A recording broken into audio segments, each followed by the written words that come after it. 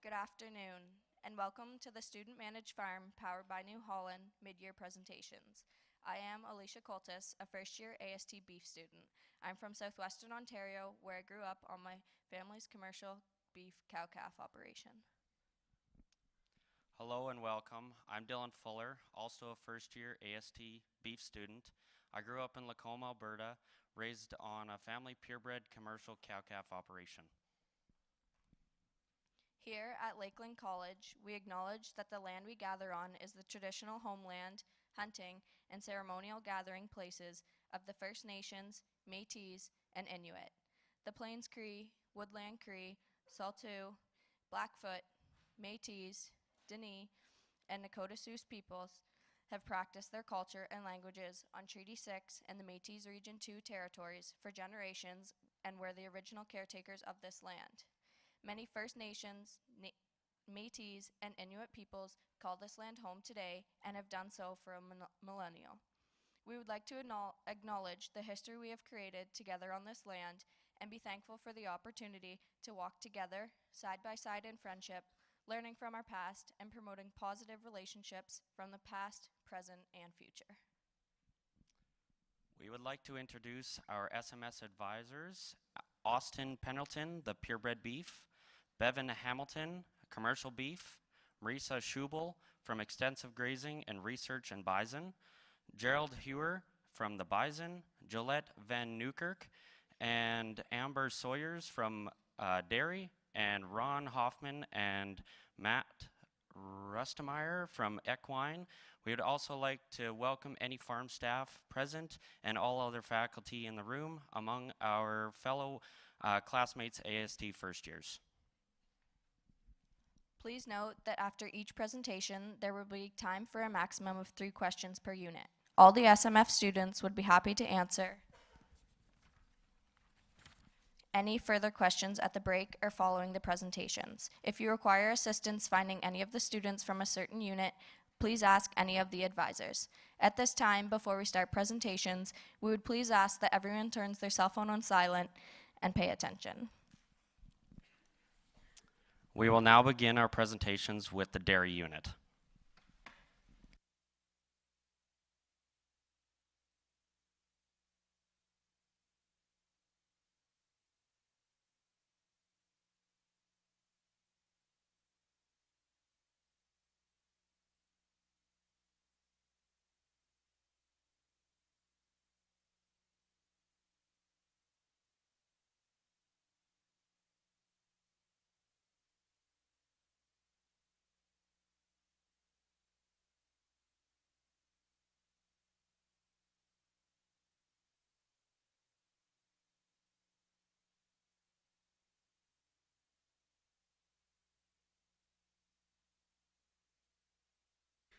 Good afternoon, ladies and gentlemen, and welcome to the 2022-2023 Dairy Unit Midyear presentation.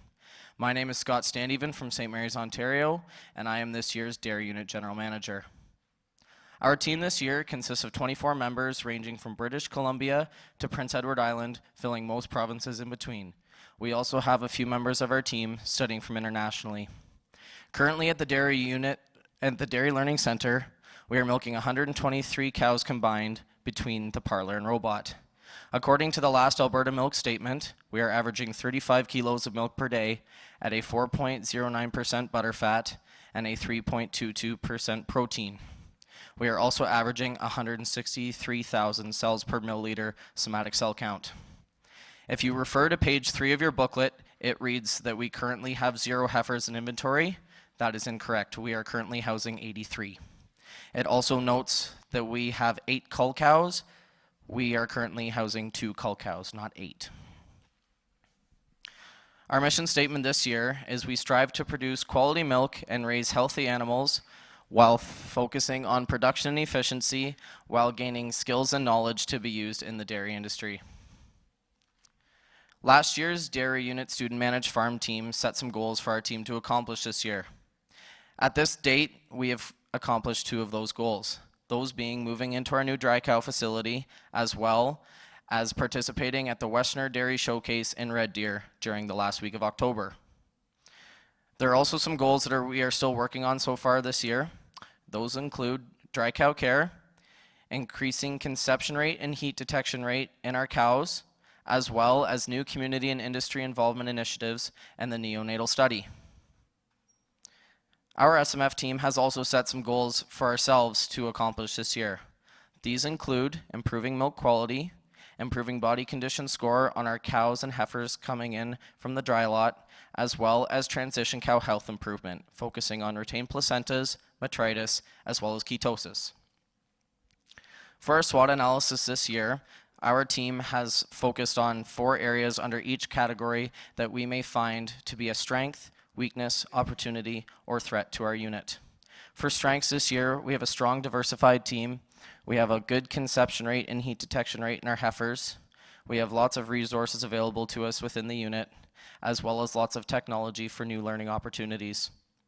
For weaknesses this year, we have a low conception rate and heat detection rate in our cows, a high student turnover, and we find location as well as communication to be weaknesses for our unit. For opportunities, as previously mentioned, our new dry cow facility, as well as new milk quality guidelines coming into effect January 1st, 2023 by Alberta Milk. Genetic improvement, as well as new community and industry involvement initiatives also are some opportunities for our team this year. For our threats, this year we are facing biosecurity, inflation, activism, as well as dairy barn consistency. Good afternoon, everyone. My name is Koen Behrens from Leduc County, Alberta. I'm one of this year's finance coordinators. So in blue, you can see that's our budgeted income for the year. Yellow is year to date.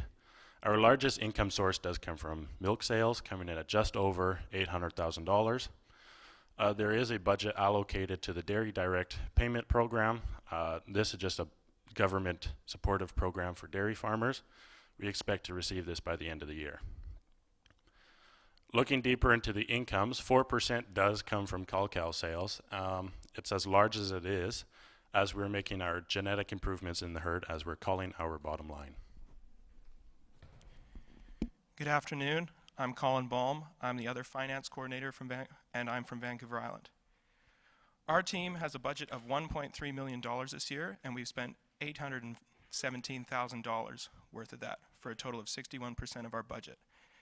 Our biggest expense is feed and nutrition, which we've been budgeted $751,000 of, and we spent $512,000. We've only gone over budget chemicals and cleaners, which we spent 195% of our budget due to unforeseen costs and inflation. For a full breakdown of our budget, please refer to page 7 of the booklet. Good afternoon. My name is Tara Croker and I am from Mitchell, Manitoba. I am this year's Public Relations Coordinator. Along with continuing our Facebook page, we have also started an Instagram page. Since its start on October 5th, we have gained 133 followers. This is well on the way to my goal of 200 followers by Christmas. Another goal of mine is to improve community involvement. This is happening through our Adopt a Calf program at Vermilion Elementary School. We are working with the kindergarten and grade 1 classes. Through this program, the students will learn where milk comes from, along with gaining a sense of pride and ownership about the dairy industry. The kindergarten classes have named their calves Jingle Bell and Cupcake. The grade 1 classes have named their calves Daisy and Freckles. The kindergarten calves have not been born yet, and we are eagerly awaiting their arrival. Please like and follow our Facebook page and Instagram page if you have not done so. Hi, I am Hunter Jataran, and I am this year's Mixed Farm Coordinator, and I am from Ituna, Saskatchewan. Mixed Farm is a group of students, both livestock and crop, and it is our job to be the communication for both livestock and crop. For an example, manure spreading, with Mixed Farm, we are involved in organizing on what fields it goes on based on soil tests and crop rotation. We spread both solid and liquid manure. Solid manure gets spread once a year in the spring, and liquid manure gets spread twice a year in the spring and fall. Crops production team decides on what fields it goes on based on crop rotation and soil testing. On the screen here is a spreadsheet of record of mixed manure spreading, and if you want to look further into it, please refer back to the booklet on page 8. Good afternoon, everybody. My name is Jessie Bloom. I'm from Bonnyville, Alberta, and I'm this year's Range and Forage Coordinator.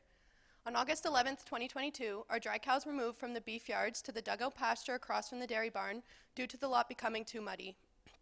This totaled a grazing cost of $1,680, which was $424 under budget.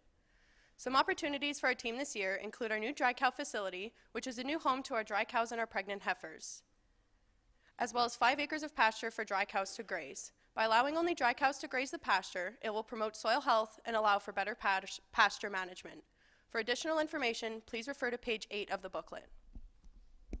My name is Arpan. I am from India, and this year I am calf feed management coordinator. We divide our calf feeding into 3 divisions. First division, we fed colostrum for 2 days and then transition milk till 5 days. After that, we start milk replacer, which has crude fat and crude protein, which is good for calf. And then after that, we start the calf starter, which has crude fiber, crude fat, crude protein, calcium, phosphorus, and vitamins, which is good for calf health also. And after that, we step down into 3rd division. We reduce the milk consumption after the day 46 till 60. And then after 60, we start the 50% of calf starter and 50% of pellet system. And we wait our younger calves to get older. After that, we fed them together. And at the end, we feed hay with pellets, which is the end of our weaning period. Good afternoon. My name is Andrew Mason. I am from Oak Point, Manitoba, and I'm this year's close-up, fresh and lactating cow feed coordinator. This year we had a great harvest, but the issue we struggled with was the quality of the feed that we took off this year. It makes it hard to optimize the rations for the cows in the barn. As you can see on the screen here, this is the 2 rations we are currently feeding the cows in the barn. We have our close-up ration and our lactating ration. Our close-up ration consists of close-up mash, corn silage, straw, and water. Our lactating ration consists of lactating mash, corn silage, barley hay mix, straw, and water.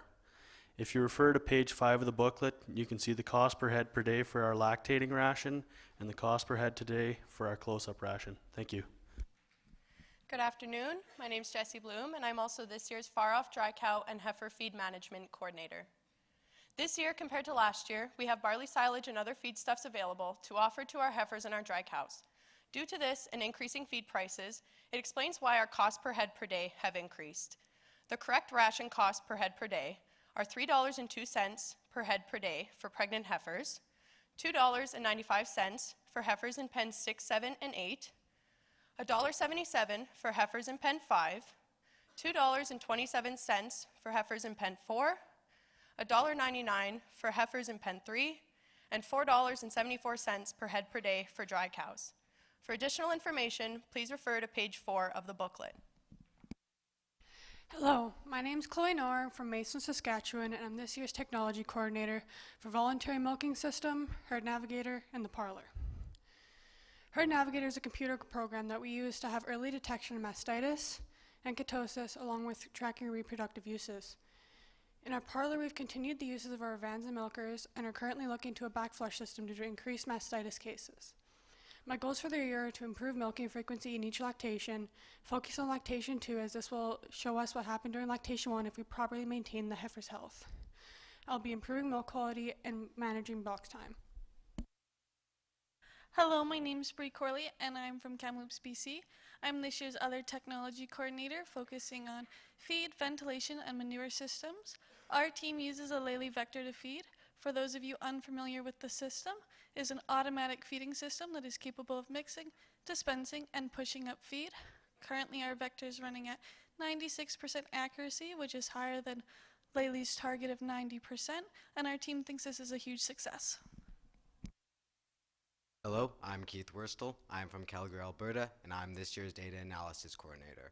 My role is to look over the past 5 years and compile trends and averages. I primarily focused on first lactation production, with the graph on the screen showing daily average revenue, not including costs. One line uses the actual milk prices we were paid, with the other using the same price for all 5 years. With that, we have seen a decrease in production this year, and that is in part due to feed changes, but primarily a younger age at first calving, which will decrease the first lactation production, but in turn increase second plus lactation, as well as lower heifer rearing cost. so overall profitability should increase. I also compiled the last 3 years of milk production, and we have seen an increase of 6,800 liters a month this year, and that is due to a better second plus lactation, as well as number of cows milking, with 120 cows milking this year, and 112 and 118 in 2021 and 2020 respectively. Good afternoon. My name is Fatima Akhtar. I'm from Abbotsford, BC, and I'm the records coordinator this year. We are still continuing to use Dairy Comp 305 to enter records such as treatments and daily herd info. We're also using Delpro to take record of our parlor and robot herd. As for paper records, we are utilizing a day planner in which we write events and anything that may happen in our barn. One KPI that we want to improve this year is how many events are entered into Dairy Comp per day. We are doing this by ensuring that everyone enters events into Dairy Comp daily. By doing this, we ensure that important events such as calvings or group changes are entered in a timely manner, and this will create efficiency in our barn with regards to record keeping, which will help us in proaction and take better care of our herd. Good afternoon, I'm Madison Perch from Vernon Bridge, Prince Edward Island, and I'm one of this year's transition cow coordinators. So far, we have had 95 cows and heifers calve since April. As you can see on the graph on the screen, our largest problem in the barn has been ketosis. This is due to a nutritional issue that we had worked with our nutritionist on and have resolved. Since then, we only saw one case over the last month. Hello everyone, my name is Lucas Eiserman and I'm from Lacombe, Alberta, and this year I'm also one of the transition cow coordinators. Our goals this year is to reduce post-calving issues as well as to improve cleanliness within our transition cows. Our causes for this include our past dry cow facility as well as from difficult calvings. Our solutions include our new dry cow facility as well as to improve the ration within our transition cows. Up on the screen we have some of our treatment costs, with retained placenta at $80 per cow and metritis at $63 per cow. Our preventative actions include Texon boluses at $26 per cow, Bolvac boluses at $16 per cow, and propylene glycol at $10 per cow. Since September, I started recording body condition scores at 14 days before calving, at calving, and 14 days post-calving. By recording body condition scores, I can earlier predict post-calving diseases such as ketosis. As you can see on the graph on the screen, our heifers are the animals that have come into the barn with the highest body condition score. This is due to a nutritional issue that we are currently working with our nutritionist on to try and resolve. Hello, my name is Lise Husing. I'm from Bow Island, Alberta, and I'm one of this year's herd health coordinators. Since April, we have had 23 cows with pink eye. This means that 49% of all the animals treated have been due to pink eye. This is an improvement over last year, as they had treated 40 cases. I believe this is due to better fly control. This year, we have also had 2 cows with gastric ulcers. One was treated with Gastrogard, and one did not get treatment as she recovered on her own. I believe this is due to a nutritional issue or individual cow sensitivity. We will continue to monitor our animals to keep diseases under control and improve animal welfare. Hello, my name is Kyle Van Dyke. I'm from Westlock, Alberta, and I'm one of this year's herd health coordinators. This year we had a total of 24 pneumonia cases in our heifers, of which we treated with Draxin, New Floor, or Rest Floor. Most of our cases occurred in October when the temperature got colder and fluctuated a lot more. We are trying to control pneumonia in our herd as it results in a lower immunity to other diseases in the cow's future life. Hello, my name is Manpreet and I am this year calf health coordinator. So in our dairy barn, we have 3 calf rooms. In calf room 1, we have 9 calves. In calf room 2, we have 3 calves. And in calf room 3, we have 7 calves. Over the past month, we have a lot of scarce cases, which was amounted to 10. And one of the 2 main prime reason for increasing scarves is the biosecurity and increasing in the number of visits. So in order to treat scarves, we're gonna go with the temperature. If a temperature is less than 39.5 degrees Celsius, we're gonna continue with milk and electrolytes. If a temperature is greater than 39.5 degrees Celsius, we're gonna treat with Trimidox, Metacam, and electrolytes. So in case of Trimidox, it can cost us $1.80 per calf per treatment. In case of a Metacam, it can cost us $1.25 per calf per treatment. This graph shows the average daily gain of the calves over a past month. The upward trend of the graph shows the calf are gaining well, and the different colors are the different dates on the calf has been weighed. Hello, my name is Sam Cuff. I'm from Innisfil, Alberta, and I'm this year's Udder Health Coordinator. This year, one of the newest additions to our farm is the dry cow facility. It has the maximum capacity of 50 cows, including dry cows and pregnant heifers. We are hoping that this will increase our cleanliness score within the barn, help reduce the recent spikes of mastitis within our herd, and also the new environment will have less bacteria spread between our cows, reducing udder stores within our herd. Hello, my name is Omkar Singh. I'm from India and I'm a production coordinator this year. So my main focus is on bulk tank somatic cell count and herd somatic cell counts. So this bulk tank SAC summary is based on monthly average.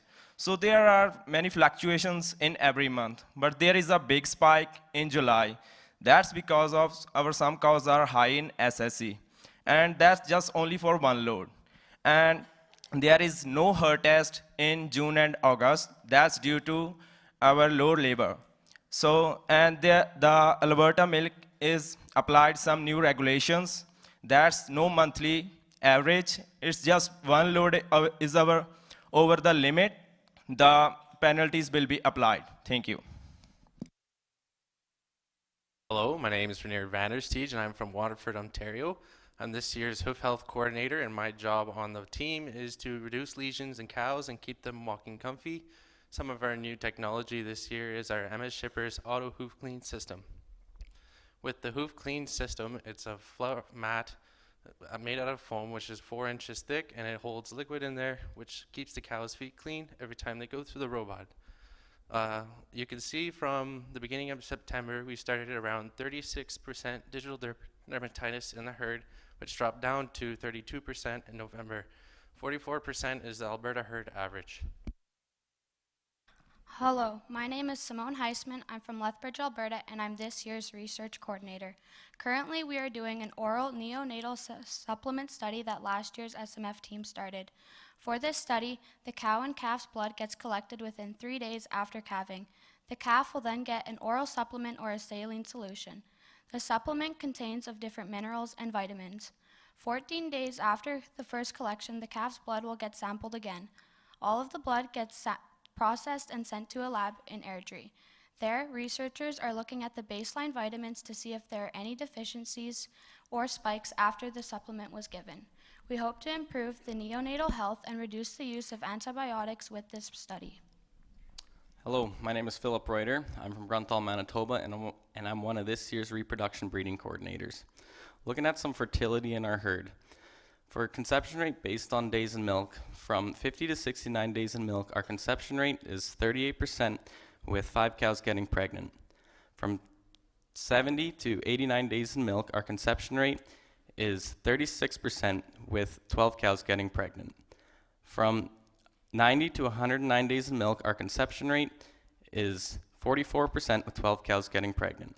And from 110 to 129 days in milk, our conception rate is 31% with 5 cows getting pregnant. Looking at conception rate based on times being bred. For first breeding, our conception rate is 36% with 17 cows getting pregnant. For second breeding, our conception rate is 52% with 25 cows getting pregnant. And for third breeding, our conception rate is 29% with 5 cows getting pregnant. And fourth breeding, the conception rate is 60% with 6 cows getting pregnant.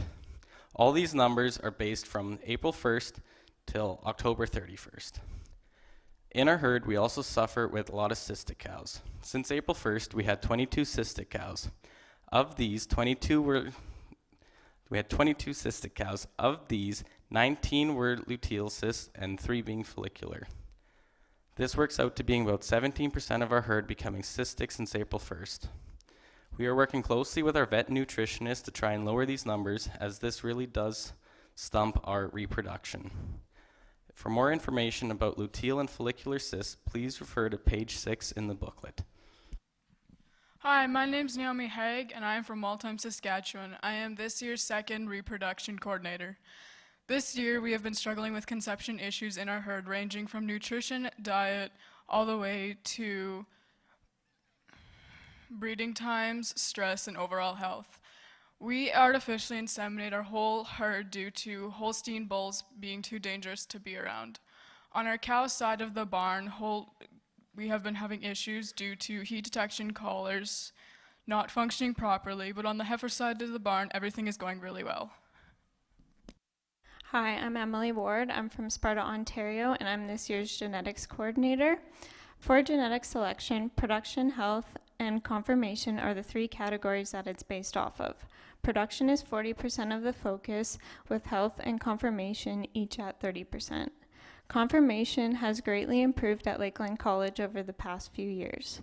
When scoring conformation, the median is 0, the minimum is -15, and the maximum is +15 for each trait. For overall conformation, this is chest width and rump angle, for example. The average Lakeland heifer is a score of 4 with an industry average of 3. For mammary systems, the average heifer is 4 with an industry average of 3, and for feet and legs, it's 3 along with industry standard. I would like to thank the audience for their attention and time this afternoon. I would also like to thank New Holland Agriculture for doing everything that they do for the student-managed farm. Along with New Holland Agriculture, I would like to thank our advisors, Amber Sayers and Yolette Van Eekirk, along with the Dairy Barn staff. I would also like to thank Jeff Brown, Tracy Quinton, Denise Martin, and Janet Kerr. Along with those, I would also like to thank Leroy Lehman and all the farm staff, as well as all the SMF advisors and all the sponsors that helped make this year possible for our unit. We really couldn't do it without you. I would now like to open up the floor to any questions from the audience.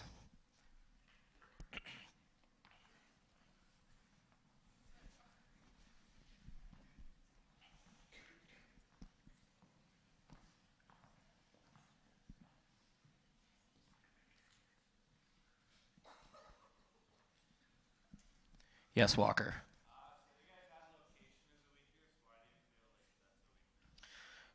So the question was, we had location as a weakness, and why is that a weakness for our unit? And I will answer this one. Being that a lot of the new technology that we're using, a lot of the service providers for that technology is in Edmonton. So if they had to come and work on something, they're a 4-hour commute to come, so it fills a lot of their day, so they're not very eager to come very often. So that is why we consider location a weakness for our unit. Does that answer your question?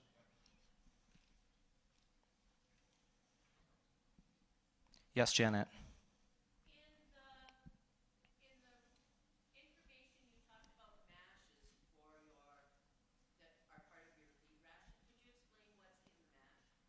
So the question was, in our nutrition slides, we talked about the mashes for our close-up and lactating animals, and she would like to know what is in our ration. To answer this question, I will call on my lactating and close-up nutrition coordinator, Andrew Mason. I am unsure the question you answered. I will get back to you on that. Thanks.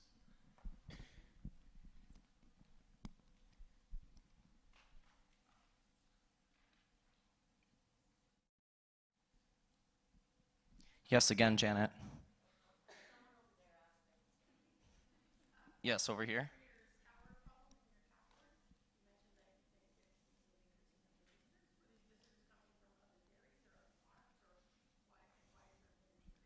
So the question was that our scours are due to an increasing number of visitors, and they were just curious as to where the visitors were coming from. I'll answer this one.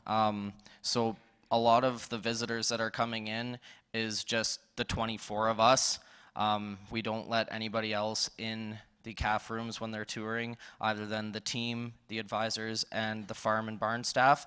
But just being that there are so many of us, and we do go home on weekends and go home to our own farms as well, there is a slight possibility that we could be bringing something back from there as well. Does that answer your question? Thank you, everybody.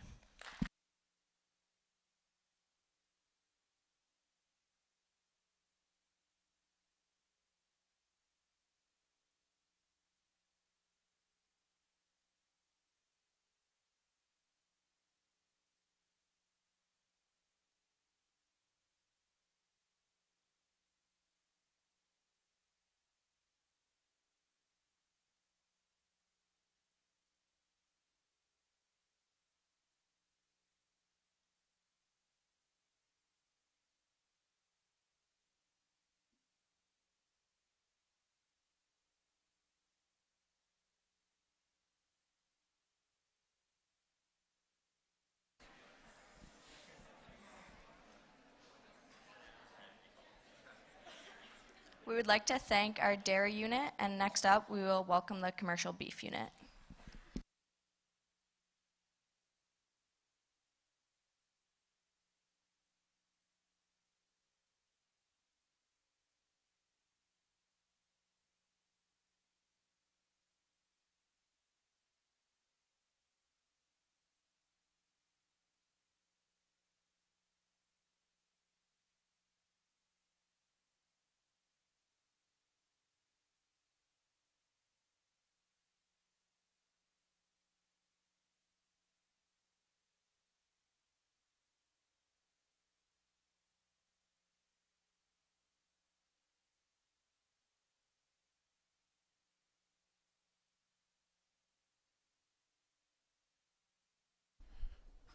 Good afternoon, everybody. My name is Herbert Wagner. I'm the 2022-2023 Commercial Beef General Manager, and this is my wonderful team behind me.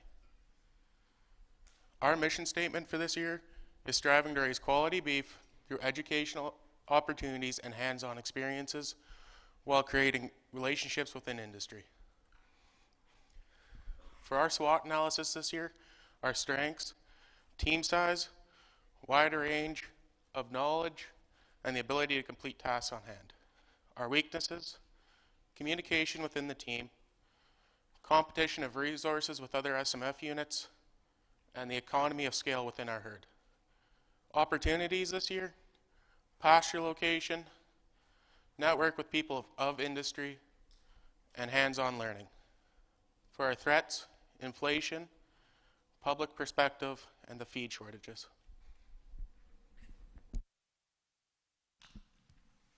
My name is Austin Evermanko. I'm this year's facilities coordinator. Our long-term goals this year are to improve our social media platforms, improve our herd performance, and ensure we have quality pasture for our cattle this year. Our short-term goals this year are to sell our exhibition heifers for a higher price, create expectations for a new bull by December, and improve our knowledge of our herd. Hi, my name is Brooke Vandevord, and I'm this year's secretary. These are a few recommendations that last year's team gave us. This year we are consigning a pen of 3 heifers to the Canadian Western Exhibition. We decided to sell a coal bull this fall after collecting data on him, which you'll hear more about later on in the presentation. We have been doing monthly discussion posts on Facebook, and this year we were able to have a few team members take horses to collect the cattle in the fall, which made our system a lot easier.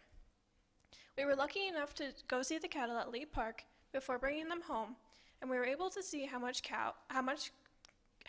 cows had gained, as well as how much grass was left. We've been weighing our heifers bi-weekly, which has helped us to manage how much weight they're gaining. And we have entered all vaccine and treatment records into herd tracks.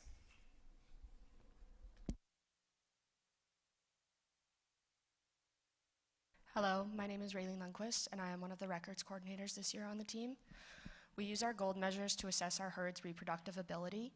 This year, our January 2022 calves came back with a 51% growth, 51% of the dams rate for growth. We were very impressed by this, as it is 8% above the industry average. Our open rate after concluding preg checking on November 7th was 6%. This is 2% above the industry average, but due to our feed issues last year, we found this acceptable as a team. Our length of calving season and our death loss will be calculated for our final presentation, concluding our calving period in March, but we are expecting to keep our death loss low and shorten our calving season slightly.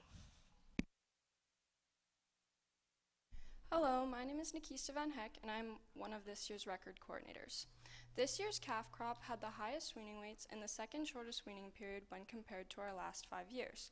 We achieved an average weaning weight of 668 pounds on our heifers and 719 pounds on our steers. We discovered that our heifer calves weaned off our first calf heifers were 88 pounds lighter than those weaned off our cows. In contrast, our steer calves weaned off our first calf heifers were 5 pounds heavier than those weaned off our cows. Please refer to page 13 in the booklet to see the weaning weights. Okay. Before sending our pairs out onto pasture on May 13th, we took the weights of 10 heifers and 12 steers and compared them to their weaning weights when they came off in September. Our steers came back with an average increase in gain of 407 pounds, and our heifers came back with an average increase of gain of 368 pounds. Our average daily gain on our steers was 3.21 pounds per day, and on our heifers, it was 2.85 pounds per day. We are going to recommend to next year's team that they continue doing this calculation so that they can see the increase of growth in our calves in the coming years. Our 2022-2023 commercial herd consists of 103 cows, 15 bred heifers, 34 replacement heifers, 28 feeder heifers, 3 bulls, and 2 heifers we are fattening. This year, we culled 16 of our animals for various reasons. We sold 11 cows, 4 heifers, and 1 bull. This was due to calving issues, maternal issues, and because they did not fit with the goals of our herd.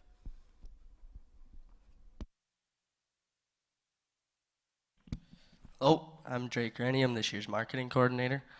This year we sold our steer calves to JGL Livestock.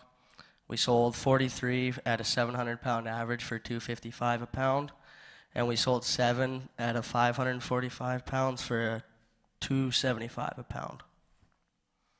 These are our cull sales this year. We're real happy with the overall prices that we got. This is a line graph showing when we sold our calves versus what the market did after. And when we sold, we were pretty happy with the price we got compared to what the market kept doing. These are our feeder calves. There's 28 of them. We bought them at a 430-pound average, and we bought them for $248.50, and our break-even has us making $300 profit on them this year. Hello, my name is Xander Coomer, and I'm this year's Roundup and Show Coordinator. This year we decided to take a pen of 3 to Agribition, not only to promote ourselves as students, but to promote the college and the commercial beef team to potential new students. When selecting these heifers, we looked for uniformity, and after selection, it turns out they're all from the same sire. These heifers are all vaccinated with Bovigold 1-shot, Ultrabac 7, and Ivamect. And for more information on these 3, please refer to page 15 in the booklet. I'm Nick Lamont. I'm this year's Mixed Farms Coordinator. This year for barley silage, we had a total of 1,450 tons. If you compare that to last year's 550 tons, we had a better year this year due to the moisture levels we received. We did run into some issues. We had a week of pause silage due to rain. Coming back, finding that some of the acres were not suitable for silage because they had matured past 35% dry matter. We ended up turning them into green feed bales and came up with 550 bales. Each SMF team had to come up with a percent for corn and barley for next year to have on the 300 acres allotted for silage. We came up with 60% corn and 40% barley. We did this so we can create a different feed management approach for next year. Hello, my name is Coy Tatarn, and I'm the Range and Forage Coordinator. This year we released the cows onto Lee Park for grazing for 165 days, with the heifers following the cows shortly after. Once we brought all the animals home and preg checked them, they were released out onto LC 15 and 16. As you can see, there's an increase in cost from last year. This is due to an increase in head and time out on pasture. We are pleased with this result as it was expected. Hi, my name is Hayden Ludledge. I'm one of this year's health and treatment coordinators. So this year at weaning, we sold our steer calves and only vaccinated our replacement heifers. We gave them Bovigold 1-shot, Ultrabac 7, and Ivamec, and our fall protocol for our bred heifers and mature cows was Ivamec. Hi, I'm Reese Harsney, and I'm also one of this year's health and treatment coordinators. Since September 2022, we have treated 3 heifers and 1 cow for pink eye, 1 heifer for pneumonia, and 1 cow for lameness.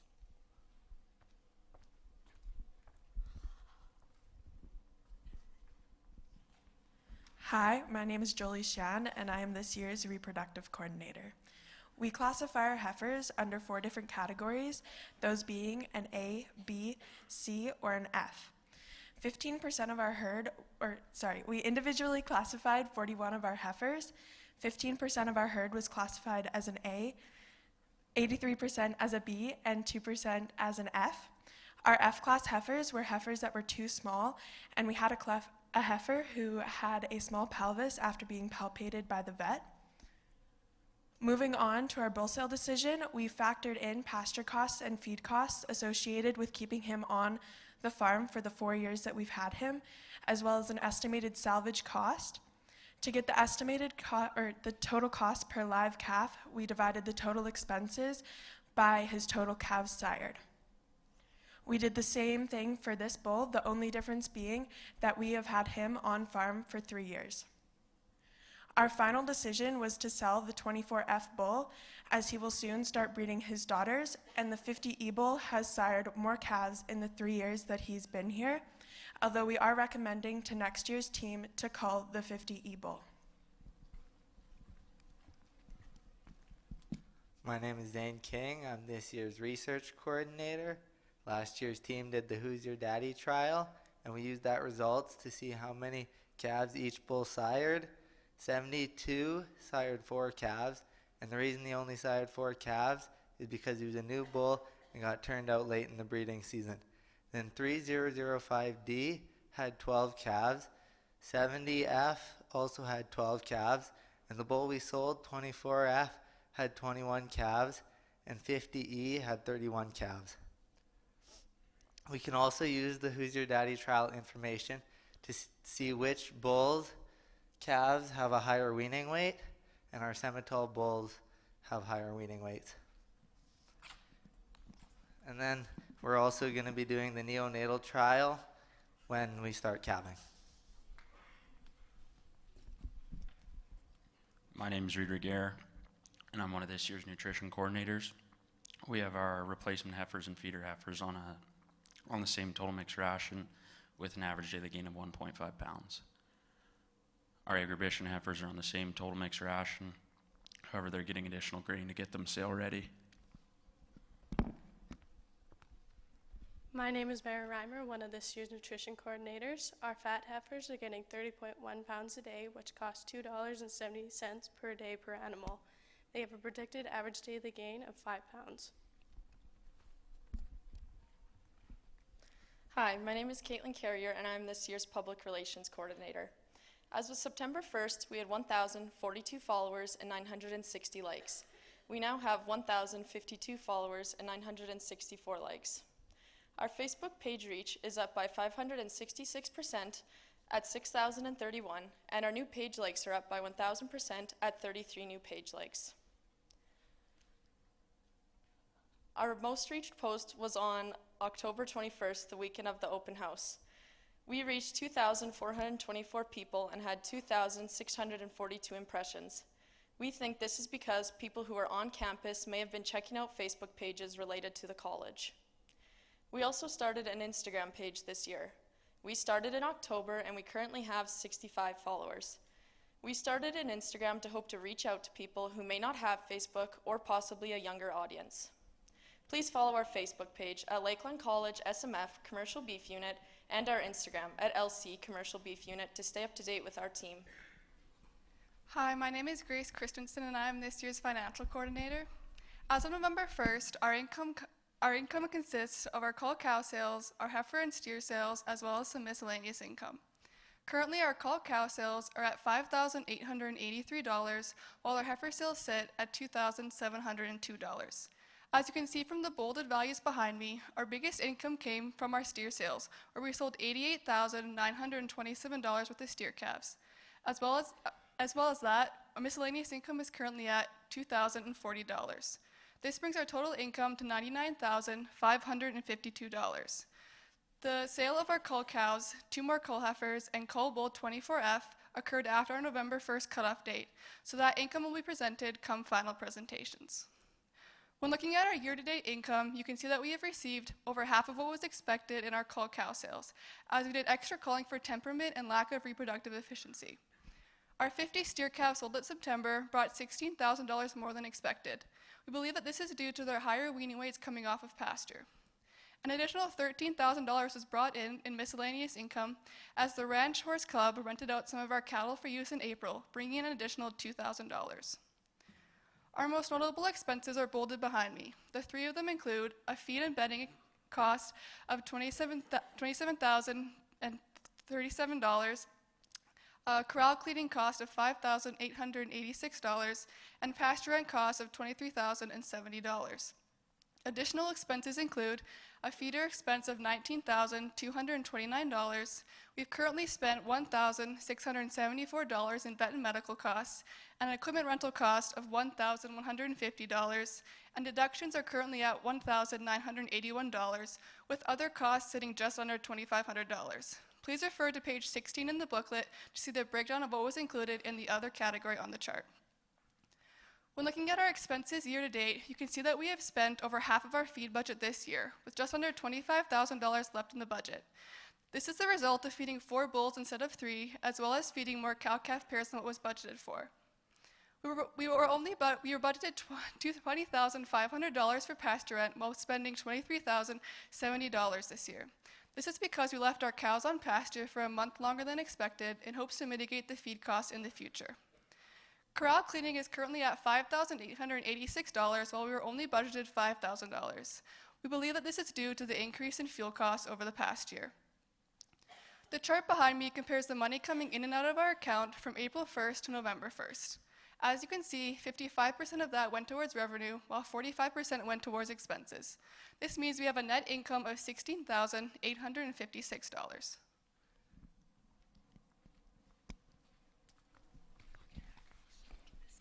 My name is Avery Lacusta, and I'm this year's Risk Management Coordinator. Throughout this first semester, we were faced with a few tough decisions that needed to be made. One of them was deciding to sell our steer calves after weaning instead of keeping them for a time period after.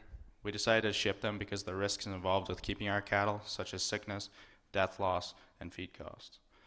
Another risk we were faced with was keeping the quarantine dairy show heifers on the same water bowl as our show heifers that were taking agribition. We managed this risk by moving the dairy show heifers to another pen to drink. Additionally, we decided to graze Lee Park longer after weaning because of the potential for a lack of feed on campus.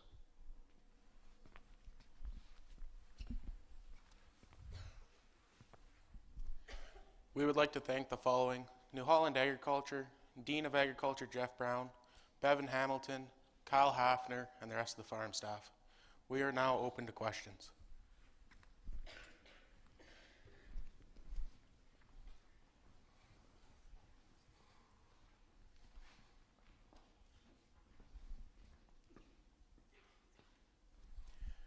Yes, up there.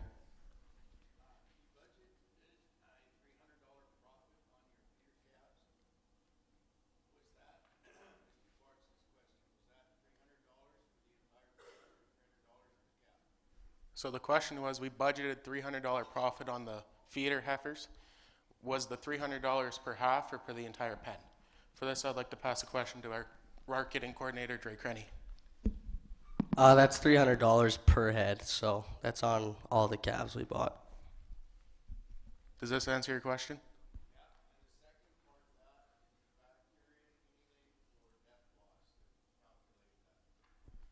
The second part of the question is, did we factor anything in for the death loss, a part of that? For this, I'd like to pass it back to Drake. Yeah, so the break-evens, you do calculate everything that goes into feeding them, so the yardage, the death loss, the shrinkage, so it's all calculated in the break-even. Does this answer your question?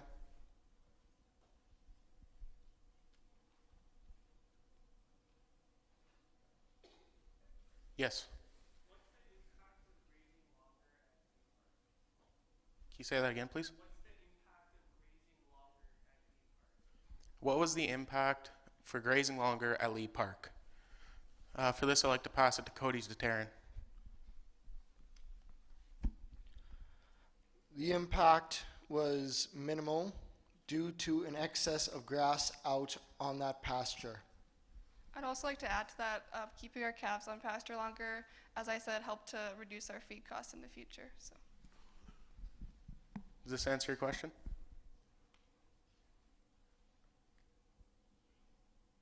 Oh, right here. Yes. The question was, for our SWOT analysis, a public perspection was a threat. How is it a threat to us? I would like to answer this. Public's perspective has always been a threat to us, just because the way animal activist groups are putting out videos of us is not representing us right or correctly. And as young producers, we have to figure out a way on how to get ahead of that and stop that. Does this answer your question? Any other questions?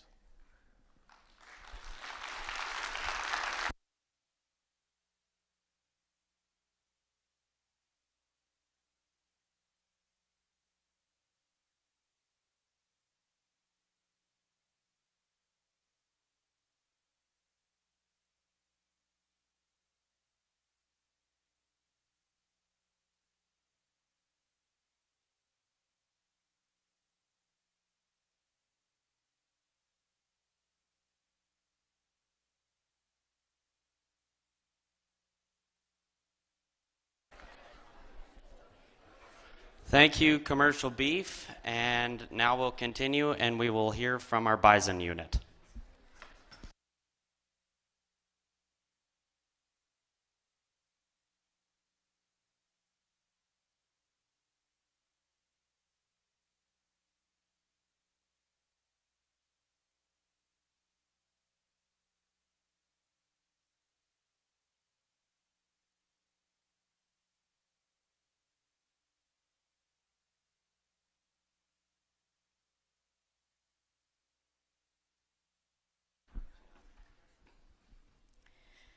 Good afternoon. I'm Bailey Ferguson. I'm from Kitskoty, Alberta, and I am this year's Bison SMF leader.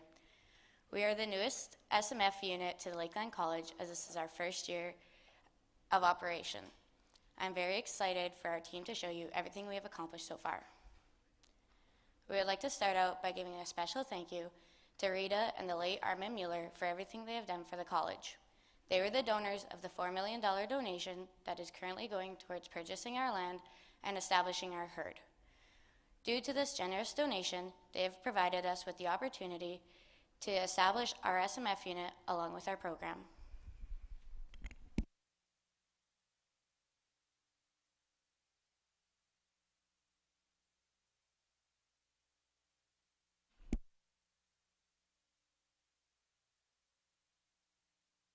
Hello, my name is Ashley Lang and I'm from Barhub, Alberta. This year, our team created a mission statement to strive to sustainably raise a high-quality bison cow-calf herd in an extensive, low-stress, and healthy environment. We acknowledge the cultural significance of the bison to the First Nation, Métis, and Inuit groups.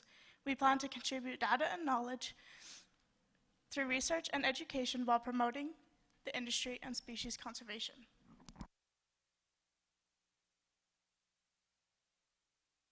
Hello, I am Michael Pyre. I am from Edmonton, Alberta. And this year for the Bison Unit's short-term goals, we wanted to prepare for the transition of our herd as well as expand our network within the industry. We also hope to establish a strong foundation for future students of the Bison SMF. For our long-term goals, we hope to run a successful and profitable bison operation as well as establish our herd criteria. We are also currently developing and hope to utilize an applied research program for our unit. And we also hope to maintain or increase our size over the coming years. Hello, I am Bryson Andres and I am from Winthorpe, Saskatchewan. Some of our main accomplishments within our SMF this year have been creating a new mission statement, creating a market futures timeline for the bison calf industry, adapting cow bites to fit bison nutrition needs, as well as picking a new record-keeping program and creating SOPs for our herd.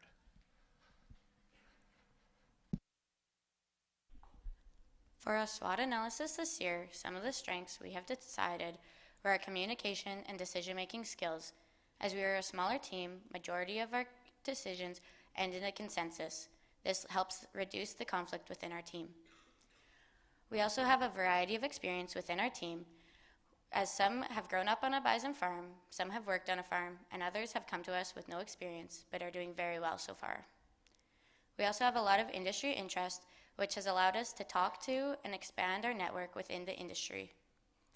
Herd size is also one of our strengths, as having 200 head of cows allows us to maximize our hands-on experience throughout the year.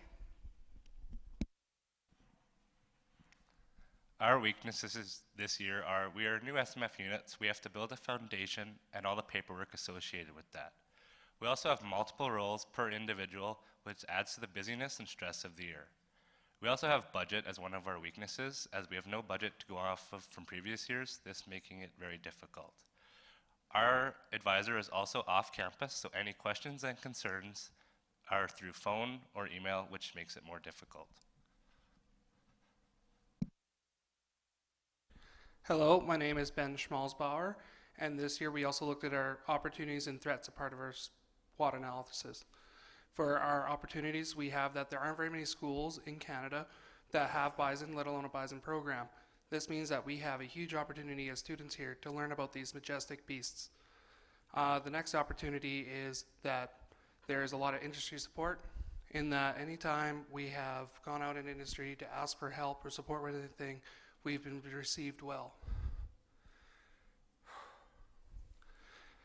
Our third opportunity is increase in bison meat demand, which means that bison meat is increasing in demand, which means that our industry has potential to grow. It did go down during COVID, however, but has since rebounded. For our last opportunity, we have increased advocacy for our industry. And by that we mean that people are talking about bison more than ever, which has huge implications for our industry's marketability. Some of our threats this year are we currently do not have college land for animals, making it more difficult. We also have biosecurity as one of our threats, as there is many students coming from different farms, which increases the chance of bringing the disease to our bison herd.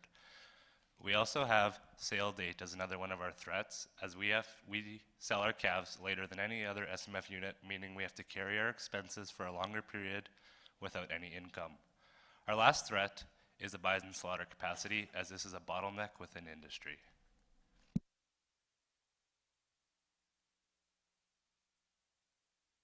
Since we are a new unit, one of the challenges we faced was coming up with key performance indicators for our herd. For our key performance indicators, we decided to go with a modified version of GOLD, which is key performance indicators for cattle, modified to fit industry standards with numbers we received from the CBA.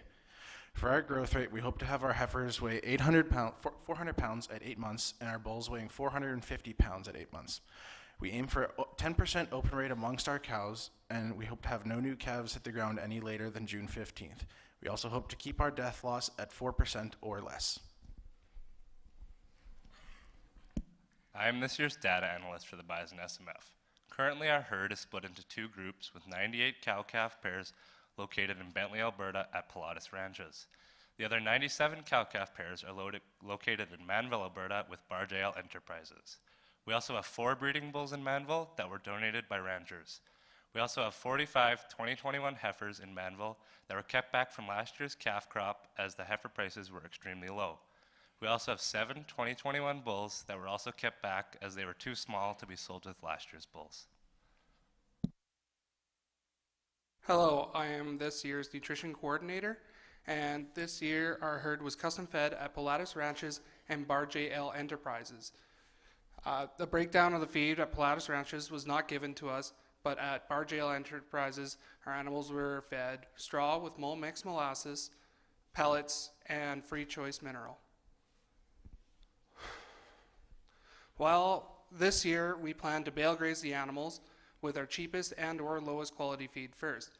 We plan on doing this because the animals' nutrition requirements will go up as they get closer to calving.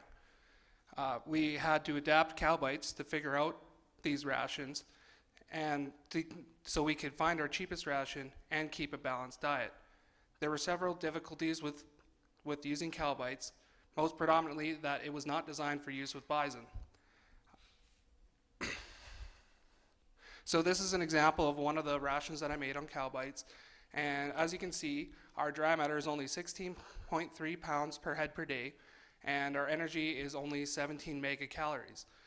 But this is okay because of bison's unique superpower, seasonality, where they will drop their dry matter intake down to 1.6 to 1.8% of their body weight, and they will drop their energy requirement down to 12.5 megacalories per day. For the rest of our nutrients, we compared the bottom row, the diet concentrations row, to some charts we received from Murray Feist.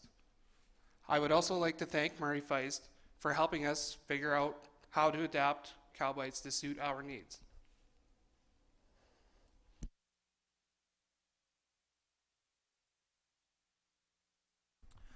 Hello, I am this year's Health and Wellness Coordinator for the Bison unit.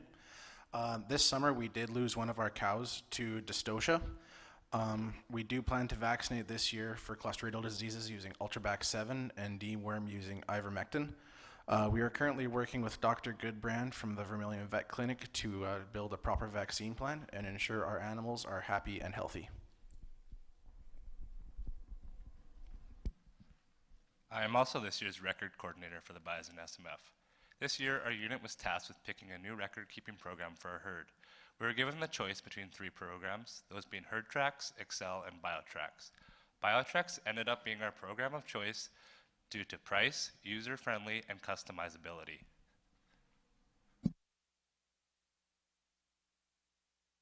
Hello, I am also this year's range and forage coordinator. Last year, our animals were custom grazed by their current caregivers at an industry average cost of $1.55 per head per day. The animals were grazed from early June to early November. This year, we're planning on a 5-month grazing season from mid-May to mid-October at an average cost of $1.60 per head per day. We're anticipating this higher price because of the high inflation rates.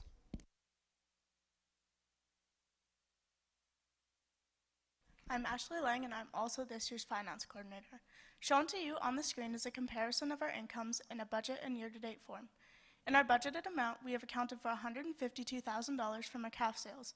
Currently, we have received $29,000. This is because a portion of last year's calf crop was sold in our fiscal year. In a typical year, we would not have any income currently. Shown to you on the screen is a breakdown of our budgeted and our year-to-date expense amounts. All of our budgeted amounts are based off of current industry standard amounts. We are well underway to staying under our budget. The pie chart shown to you is a comparison of our income and our expenses. Currently, of our budgeted amount for expenses, we have spent $185,000. We have received $29,000. This leads to a net loss of $155,000.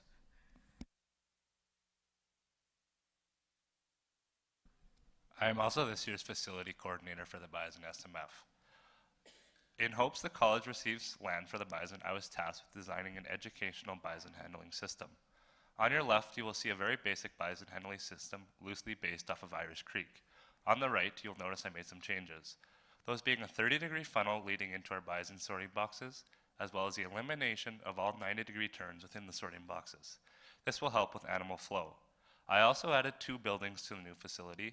These will be used for students to sit, learn, and watch how to handle bison without changing the animal's behavior.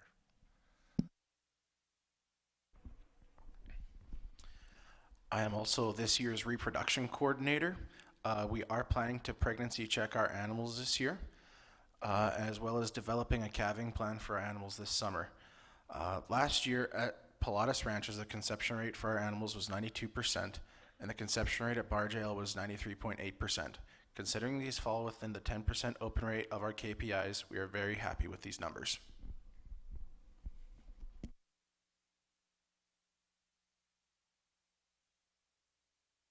Hello, I am also this year's research coordinator.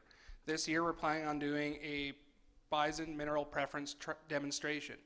For this demonstration, we want to test 2 different products against each other to see if bison have a preference for different kinds of mineral or different kinds of salt.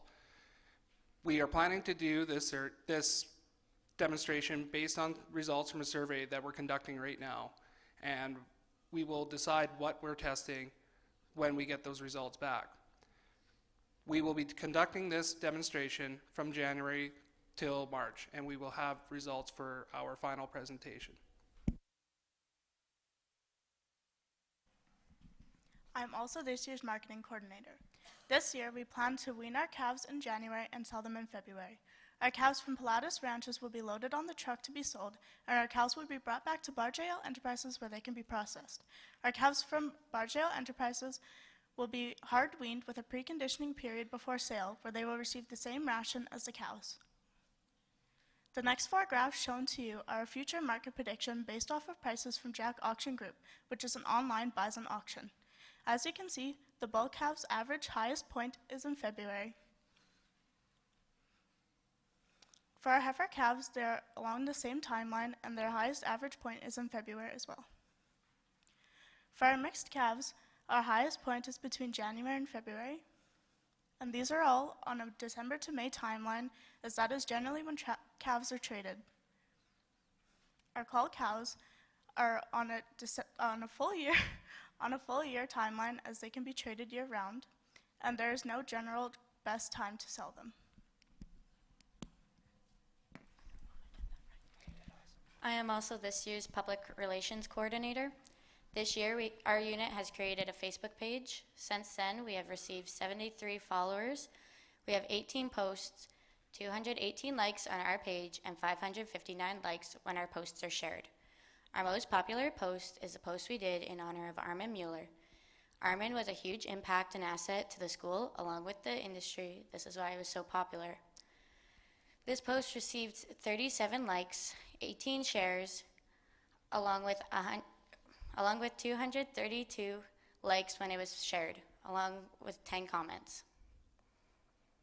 We also created an Instagram page this year. So far, we have 82 followers, we have 13 posts, and 232 likes. Our most popular post this year is our trip out to Irish Creek Bison, where we got to assist with preg checking and processing some of their animals. This post received 51 likes along with 3 comments.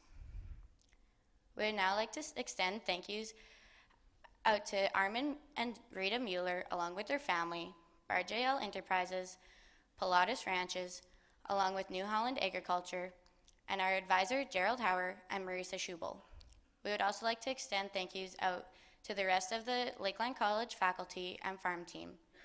We also would like to thank our bull donors, Liberty Run Ranches, and Irish Creek Bison. We now open the floor to any questions.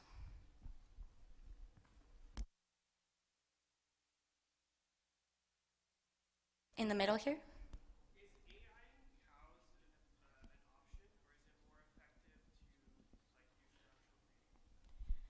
The question is AI-ing bison cows an option?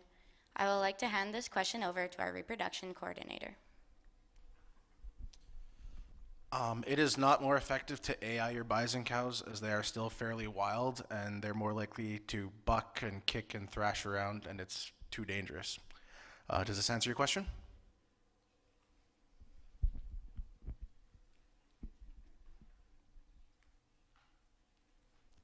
Janet?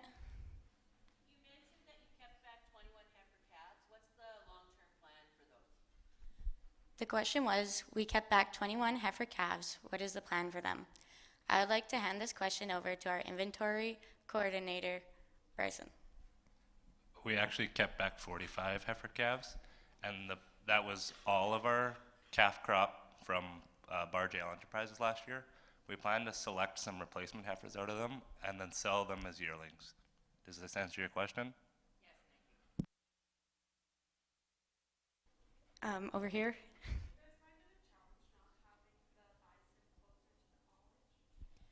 The question is, do we find it a challenge not to have the bison closer to the college? I will be answering this question.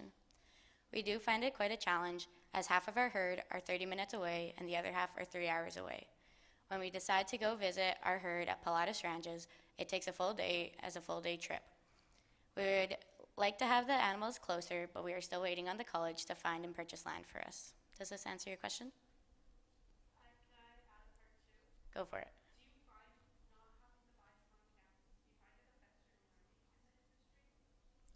I wouldn't say it affects our learning, as we don't process them as much as beef cattle you would. We will be processing them once a year, maybe twice, but we're aiming for once.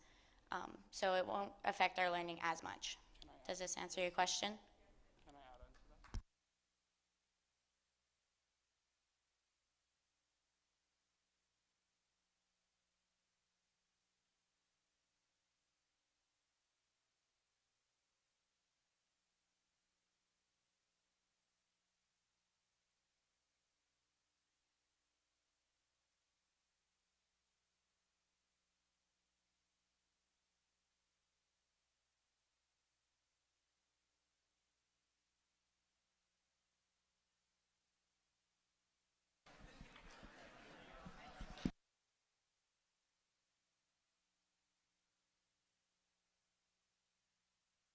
We would like to thank our Bison unit, and we will now welcome up the Corn Committee.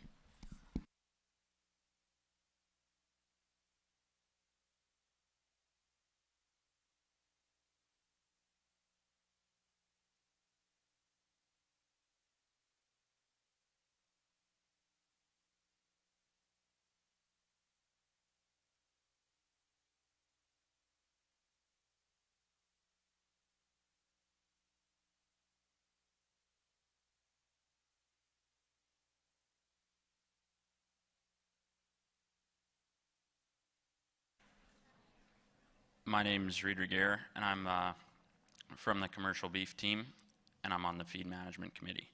This year we're faced with a question of corn varieties. We're trying to pick a new variety in regards to the feed shortage from last year. The two varieties we chose to pick are Pride 1017 and Pioneer 6909. Pride 1017 is the ideal choice for a short silage season, has a slow grain drying rate, and strong emergence. Pioneer 6909 is very good drought tolerance, good stalk strength, and an early silage variety.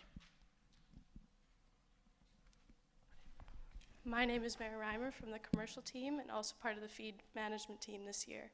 We would like to plant a test plot of Pride 1017.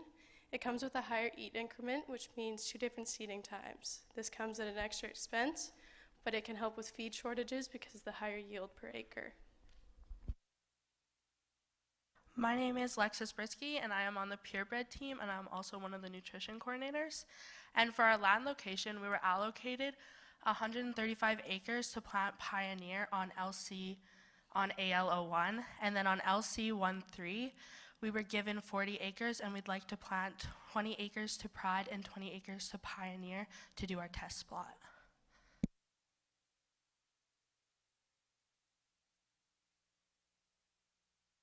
As you can see on the screen, here's the comparison of the nutritional value of the two crops.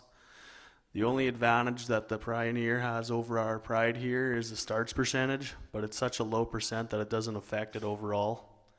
But as you can see, the Pride comes out on top of the tonnage per acre. It's much higher overall on our Pioneer 6909. Our seeding and harvest time. For both Pride and Pioneer, they want to be harvested at the same time, and for that, we'll have to plant our Pride seed 4 to 5 days earlier than our Pioneer 6909.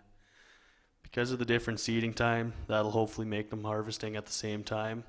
Our Pride seed offers us a 10-day harvest window, which our Pioneer does not offer us, so it should help out with our harvest time. Thanks. Hi, my name is Riley Martin, and I'm also from the Purebred team. For our heat unit requirements, Pride 1017 requires an average of 2,150 heat units, while Pioneer 6909 requires 1,950 heat units. As you can see on this chart, in the present years, we will meet the heat unit requirements for both seeds. So our proposal is to plant a 20-acre test plot of the corn variety Pride 1017 on Lakeland College's LC13 in the spring of 2023. This corn silage will be used for all livestock SMF units. This decision and proposal is not final, as we are still in the works with the crop students. We will now open the floor to questions.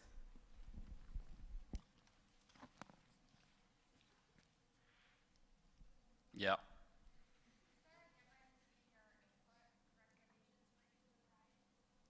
Are you talking like fertilizer and that kind of thing? Andrew?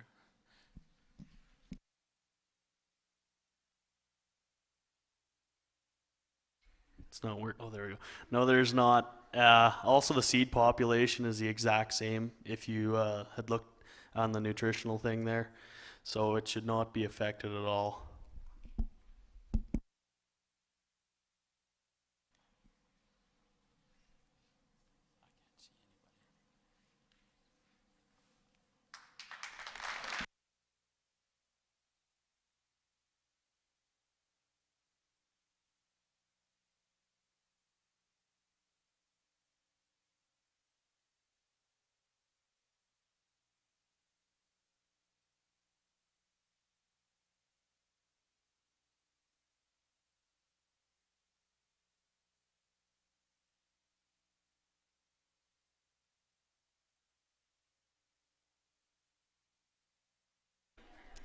Thank you, Grazing Committee. Now we'll have a 10-minute intermission, and we'll be back here in 10 minutes. And so you can get up and go, and there's the washrooms outside the door.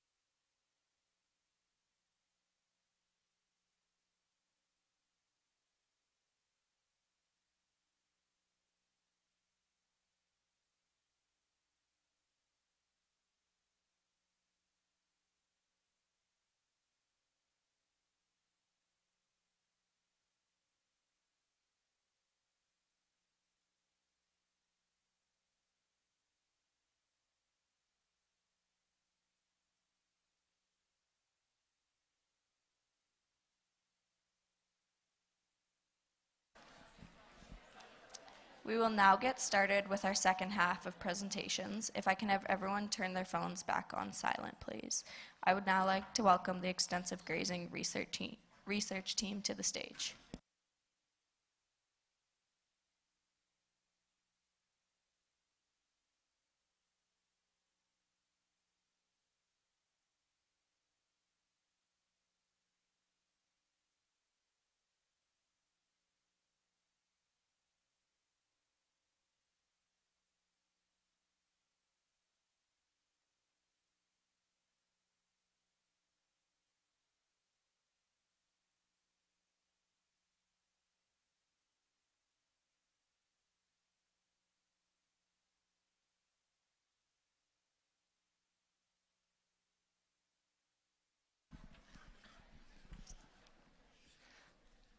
Hello and welcome. I'm McKenna Martin. I'm from Lashburn, Saskatchewan, and I'm the General Manager for this year's Extensive Grazing Research Unit. We'd like to welcome you to our mid-year presentation.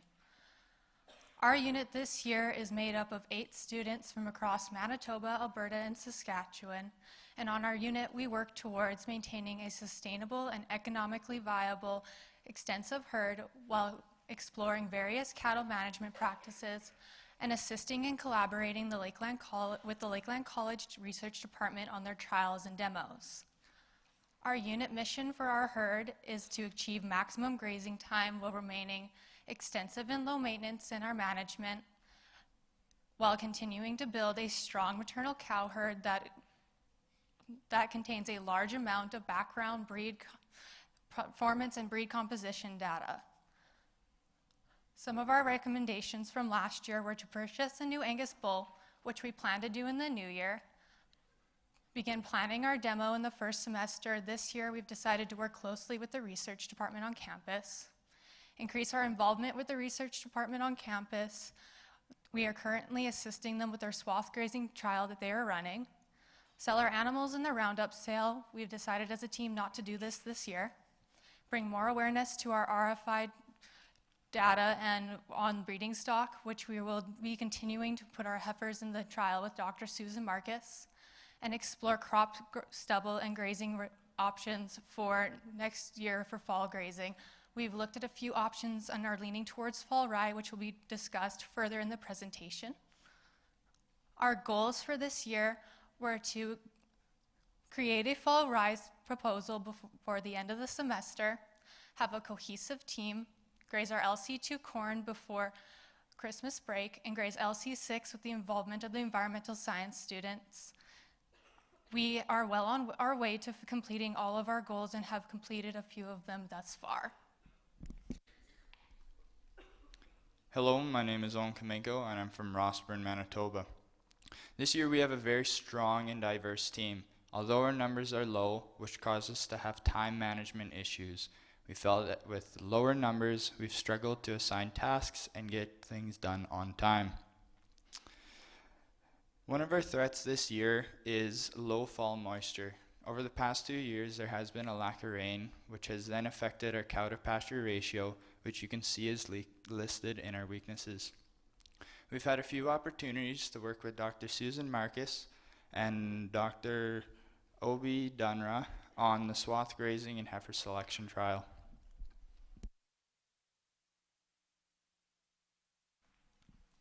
I'm Brant Bannerman. I'm from Livelong, Saskatchewan, and I'm this year's Data and Records Coordinator. This year, our key performance indicators were growth of calves, open rate, length of calving season, and depth loss. For growth of calves, industry standard is 43% of the dam's weight at 205 days. Our calves are projected to reach 42.7% of the dam's weight at 205 days. For open rate, industry standard is 4%. We have not preg checked our herd yet this year, but last year we achieved open rate of 0%. We'd very much like to do so again. For length of calving season, industry standard is 63 days. Our calving season lasted 81 days, plus one outlier calf born March 14th. For depth loss, industry standard is 4%. We've had no depth loss among our calves so far this year, although we did lose one cow in the early summer due to unknown causes. We weighed our calves November 7th. Our steer calves weighed 544 pounds. Our heifer calves weighed 537 pounds at 182 days of age.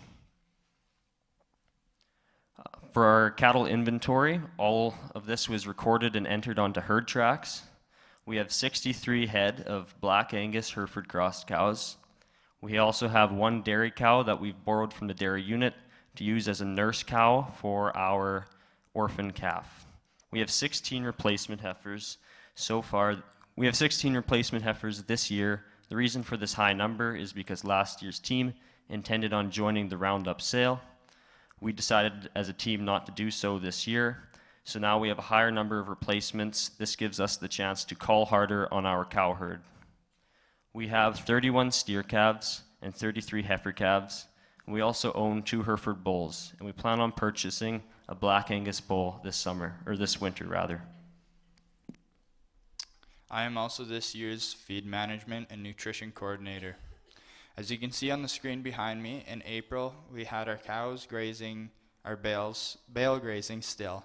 They were bale grazing 2021 Maria hay and 2021 barley green feed. This came out to a cost of $1.77 per head per day. In April as well, we had our 16 research heifers on a controlled ration consisting of corn silage, rolled barley, and ground straw. This ration came out to a cost of $1.43 per head per day. And on September 27th, we were grazing LC23 and had to supplement 4 barley green feed bales to extend our grazing days. This came out to a cost of only 45 cents per head per day. On behalf of all beef teams on the campus, I would like to talk about our herd bulls. Our herd bulls are being held together and fed a controlled ration, as you can see on the screen below. This is coming out to a total cost of $2.59 per head per day. Hello, my name is Christina DeVos. I'm from Fork River, Manitoba, and I'm this year's range and forage coordinator. This year we had a total grazing cost of $18,289.35. This was from April 25th to October 31st.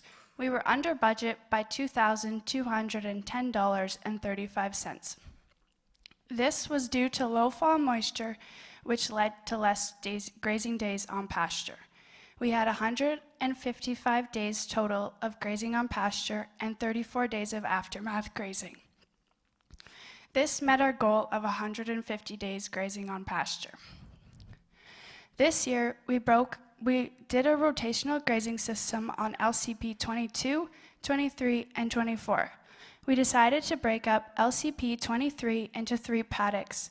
This field produced our highest yield. This year, we had the opportunity to collaborate with the environmental science students to graze LC6, which they use for lab. They asked we bring our cows in to increase litter matter, biodiversity, while protecting their wetlands. We decided to fence it off into 5 paddocks while fencing off the wetlands to meet their goals.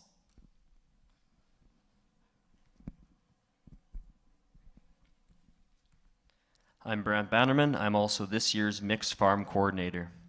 This year on mixed farm, one of our main focus points was creating a fall rye proposal. The extensive grazing team wishes to do so to increase our fall grazing days. So this proposal consisted of 2 options that we could do. We discussed the possibility of seeding it in the spring as a cover crop with our barley silage, or the possibility of seeding it in the fall after that barley silage is harvested. We have discussed this with the crop tech students and their advisors as well to see what it would take to make this plan work. We also have a meeting scheduled for December 5th to talk further with the livestock teams about fall rye. We have discussed this with many mentors and experts in the field of fall grazing to see what they would think of the matter and what their opinion on it would be, such as Justin Dory of Irish Creek Bison. Hello, my name is Brianna Hill and I'm from Edmonton, Alberta. I'm this year's reproduction coordinator. On the screen are the sires of this year's calf crop from our 2 Black Angus and our 1 Hereford bulls. Our first bull, LFA BA Lewis 3005D, our Black Angus, sired 21 calves at 32.8% of our herd. Our second bull, the Allendale Pedigree 50G, also Black Angus bull, sired 17 calves at 26.6% of our herd. Our third bull, Miles McKee 6060D, our Hereford bull, sired 18 calves at 28% of our herd. This makes our herd sired roughly 60-30% Angus Hereford. However, these numbers do not add up to 100%. This is because we're still waiting on the results of the DNA of 3 of our calves, and 6 of our calves have an unknown sire, which is believed to be our neighbor's bull that jumped the fence. I'm also this year's marketing coordinator, and our team this year decided to retain our calves until January or later, based upon our break-even analysis that our break-even committee performed on the projected prices for November, January, and March. We regularly update our break-even analysis as to stay on top of the market. We found that selling our calves later in the year at heavier weights offers us more opportunity to gain a profit than if we sold them earlier in the year at a lighter weight. Hello, my name is Piper Snow. I'm from Bentley, Alberta, and I'm this year's finance coordinator. This year, our unit has received $4,807 in income from the sale of 6 heifers. Throughout the remainder of the year, we expect to see another $79,893. When looking at our expenses, $40,000 was budgeted towards feed. Thus far, we have spent $5,976. When looking at our grazing costs, our unit expected to spend $20,500. With the majority of our grazing behind us, we have actually come in under budget at $18,283. When looking in the farm supplies account, we currently only have $48 left when compared to the budget. This is due to expensive purchases such as water pump, stock tank, 30 safety vests that went towards the silage crew, and chemicals that went towards our corn and veg. When looking at our total expenses, we expect to spend $94,010. So far, we have spent $28,144. When looking at all of our total costs, 65% of that is allocated towards grazing costs and 21% towards feed costs. Our total income is $4,807. Our total expenses is $28,144. Our total unit net income is negative $23,337. The lack of income that is causing our unit to be in a deficit is due to choosing to sell our calves in the new year compared to previous years. Based off of our break-evens, we will receive an increase of profit compared to selling in November or December. I'm Faith Pete from Oxbow, Saskatchewan, and I'm this year's Health and Treatment Coordinator. On June 27th, we vaccinated our heifers with Bovishield Gold FP5 and Ultrabac 7 with Samibac. Our processing day was on July 13th, where we also vaccinated our cows with Bovishield Gold FP5 and Ultrabac 7 with Samibac. Our calves received Bovishield Gold 1 shot, along with our steer calves also receiving Ralgro implants. We did have a cow die over the summer due to unknown causes, and her calf was placed on a Holstein owned by the dairy. During the fall semester, we've treated 2 cases of pneumonia and 1 ear infection. The ear infection calf was treated with Oxyvet, and the calf with pneumonia was treated with Resflor. The heifer that was treated for pneumonia also received Resflor, along with a magnet bolus. She required a second treatment as she wasn't improving, and then we had to decide as a team on whether to keep her until her withdrawal date and sell her or euthanize her. We ended up keeping her as she was improving, and we decided it was the most economically viable option. I'm Brianna Hill, and I'm also this year's Public Relations Coordinator. On the screen behind me is our most popular Facebook post this semester. It was taken on the day we did our herd inventory and pulled our bulls from the pasture. It reached 2,414 people with 845 engagements and 42 likes. The top graph on the screen is the amount of people our account has reached this semester. It has reached 5,832 people, which is a 928% increase in the previous 90 days. And the bottom graph is the amount of likes we received in the past 90 days. We received 36 likes, which is an 800% increase in the previous 90 days. And something new our unit has done this semester is we've created an Instagram account. You can follow us at the name on the screen, and we have 72 Instagram followers to date.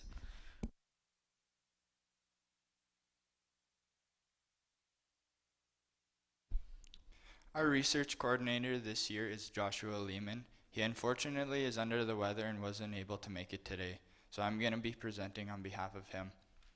This year we've had the opportunity to work with Dr. Obi Durana and the rest of the research team on campus on their swath grazing trial. They are measuring the average daily gain on backgrounding steer calves while swath grazing. They have a control group of a monoculture crop of oats, and the trial group is a polyculture crop consisting of peas, oats, rape, and turnips. We have been assisting in this trial by doing health checks as well as weighing steers every 2 weeks. We've also been invited by Dr. Susan Marcus to be a part of her heifer selection trial. We've decided to put 12 heifers into this trial. This trial is getting data on residual feed intake, breed composition, reproductive tract evaluations, as well as a bolus inserted in the rumen. This trial is to help gather information on your replacement heifer selection. Josh is also our risk management coordinator.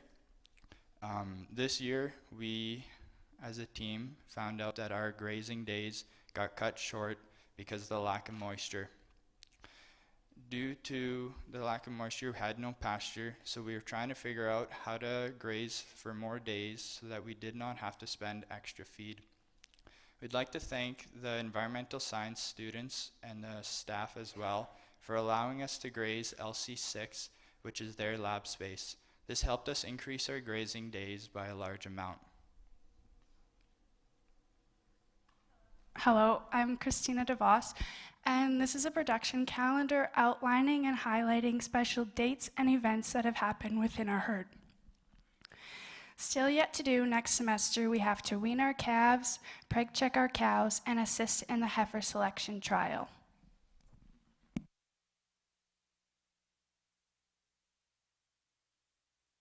I'd like to give a special thanks to New Holland Agriculture, Marisa Schubel, our faculty advisor, Kyle Hafner and Leroy Lehman, and the rest of the farm staff, the Dean of Agriculture, Jeff Brown, and Corrine Vandenberg, and the rest of the research department. I'd like to now open the floor for questions.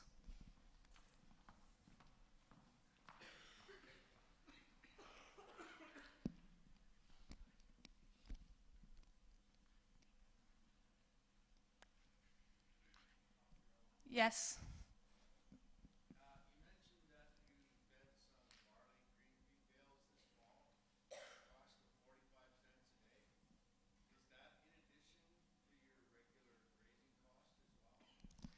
So the question was the barley green feed bales we fed this fall on our LC24, were they added into our additional grazing costs? I'll hand this question over to Owen Kaminko. Or actually, that's the wrong person, to Christina DeVos, our Raging Forage, sorry. Let's get her to answer that one. So the 4 barley green feed bales were just added to extend our grazing day because we didn't want to have to round up our cows because we were pulling bulls at the same time, but the days just didn't line up. So we just had to extend them for a few more days. Does that answer your question? Yeah, so they were still grazing the pastures while we fed the bales.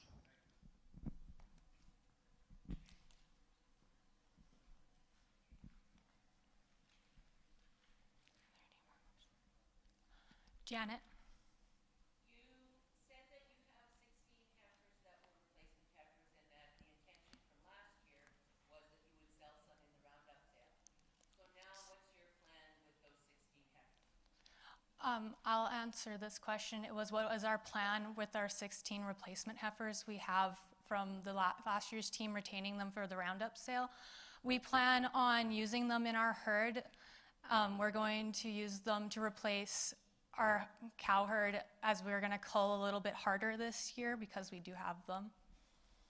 Does that answer your question?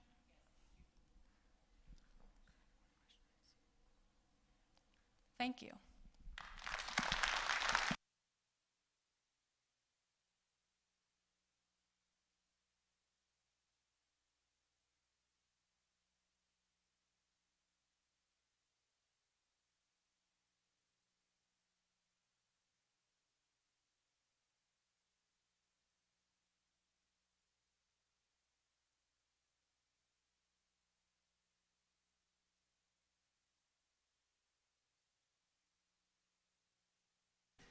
Thank you, Extensive Grazing. Now we will hear the presentation from the Equine.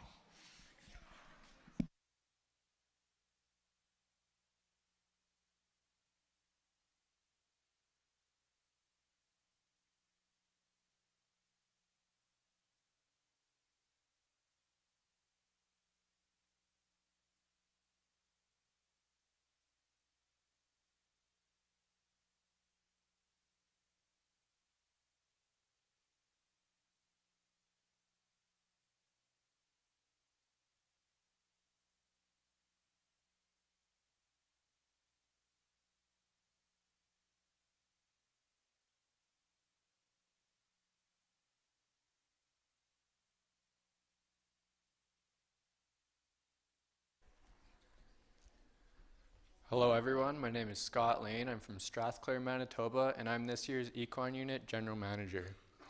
This year our team consists of 14 students from across Canada, including BC, Alberta, Saskatchewan, and Manitoba. We are a very diverse team with members coming from various Western and English equine disciplines. Our current herd consists of 6 broodmares, 2 weanlings, and 9 geldings, one of which will be called due to lameness. My name is Shailene Earl. I am from Kitskoty, Alberta, and I am the secretary within the unit. Our vision is to produce, select, and train quality quarter horses with excellent disposition and conformation in an economically sustainable format. We have created a SWOT analysis for our team this year to identify our strengths, weaknesses, opportunities, and our threats. One of our strengths this year is the diversity of our team. Having members coming from multiple areas in the horse industry provides our team with a well-rounded skill set. Another is our high conception rate this year. All of our mares are in foal this year, aside from one that we had to euthanize due to old age. The number of geldings we have for the Roundup sale this year is also a strength of ours. In the past years, the most amount of geldings we've had in the sale is 6. This year, we're on track to have 8. Our weaknesses this year are our input costs, which are high due to extra health requirements here at the college, as well as a high breeding cost since we do not have a stallion. Another is our high morbidity rate. 3 out of our 5 foals died this year due to a rare condition called hypothyroidism, which will be explained in more detail later in this presentation. Our lack of industry experience, since we're all relatively new to running this type of business, is also a weakness of ours.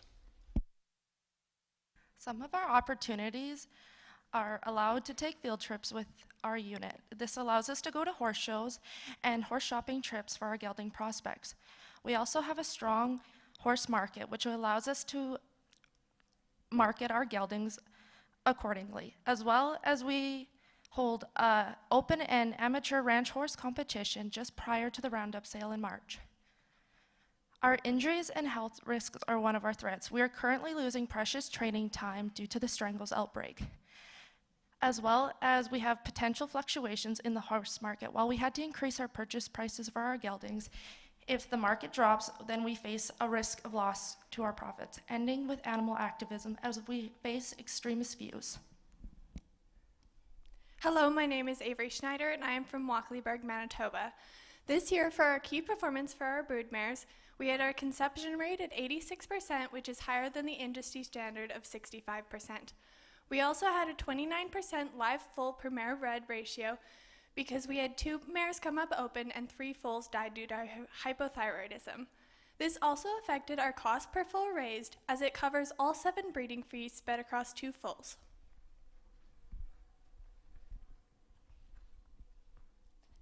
Hello, my name is Nicole Runge and I'm from Regina, Saskatchewan. I am this year's Standard Operating Procedures Coordinator. Our KPIs for our geldings this year are monthly cost per horse rode and horses rode per hour. Our monthly cost per horse rode came out to $952.71 per month as compared to industry standards of $1,200 per month. Our monthly cost per ride is lower because we have an opportunity cost of $35 a ride or professional charges $50 a ride. Our horses rode per hour is half a horse rode per hour as compared to industry standards of 1 horse rode per hour. This is lower because we are inexperienced as compared to industry professionals. Hello, my name is Jordan Elgersma. I'm from Barhead, Alberta. I am one of this year's Roundup coordinators. The benchmarks we have set for the geldings in September were walk, trot, and lope, and crossing trail obstacles. In October, we worked our horses over the obstacles, which includes going over the bridge, tarp, pulling the roping dummy, and opening gates, as well as outdoor riding. In November, the goals were to work cattle and rope the helomatic. We were not able to achieve this goal due to the strangles outbreak in our SMF geldings. In January, we set goals for improving our circles, cutting the flag, and roping the helomatic. In February, we plan to work and track cattle and pen rope live cattle in March prior to our Roundup sale. We have set various short and long-term goals for our unit this year. A short-term goal for all of our sale animals is to have a body condition score of 6 or 6.5 to maximize the eye appeal of each horse. We plan to create a broodmare mating management plan to organize our breeding choices for the upcoming year and to start roping and tracking live cattle off of our geldings. Our long-term goals are to create a proposal to the college to get power to the water bowl at LC11, which would extend our grazing season beyond freeze-up. Another is to outline an evaluation system for our herds improvement to help with decisions regarding purchases and retention of horses. Our last long-term goal is to focus more on developing long-term relationships with our industry partners. My name is Yanzi Zag, and I'm from Vermilion, Alberta. This year, I'm one of the public relations coordinators. Our recommendations from last year's SMF team were to find different marketing strategies for the weanlings outside of the Roundup sale, to buy a stud to reduce our broodmare stream's cost, and to create a timeline for next year's SMF team to follow. My name is Cicely Switzer. I'm from Vancouver, BC, and I'm one of this year's public relations coordinators. Our broodmare team has looked into selling our stud colt weanling through a Facebook auction, as this may reach our target audience, rather than selling our weanlings in the 2023 Roundup sale. We will revisit this idea when the strangles outbreak on campus is resolved. Our unit has not purchased a stud. Although this may lower our breeding costs, there are concerns about the logistics of keeping a stud on campus. Our team has begun compiling a detailed timeline to leave for future units. This will ensure that future teams have a document to reference their work to and compare their progress to.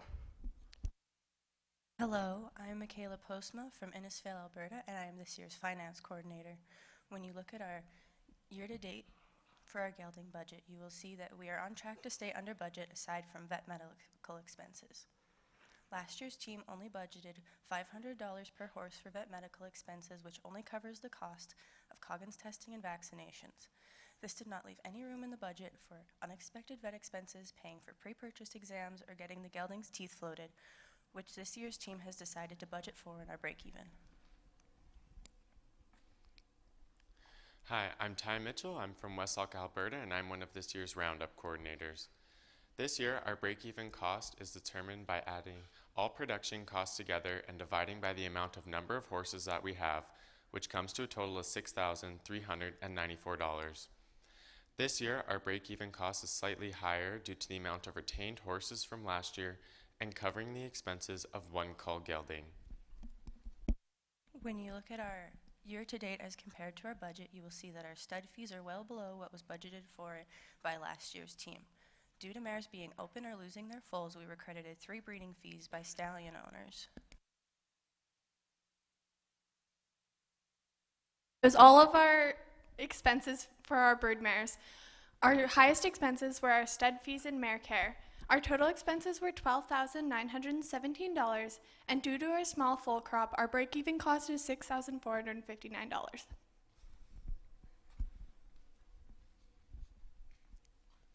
Our gelding stream has projected to generate $68,000 of revenue, which is $8,500 per gelding.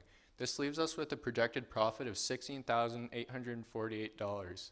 The broodmare team is budgeted to sell one colt for $2,500, creating a loss of $10,417 for the broodmare stream.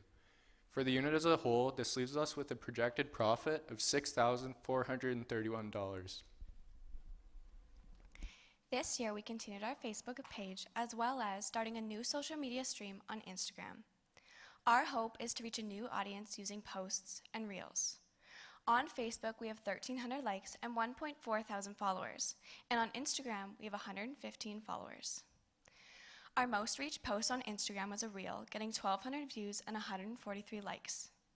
This reel was of our sale geldings loping around the arena to trending music. On Facebook, our most popular post was one of our sale geldings, Cash and Boom Smell. He reached just under 6,700 people and got 1,900 engagements. This year, we chose to create an Instagram page for our unit as a marketing strategy to expand our audience. Based off of our insights on both Facebook and Instagram, we have a younger audience on Instagram with 35.3% being 18 to 24 years old compared to 26.1% on Facebook. Although we still have a higher audience on Facebook, we hope to continue to grow our reach on Instagram and leave this for the next year's teams to use.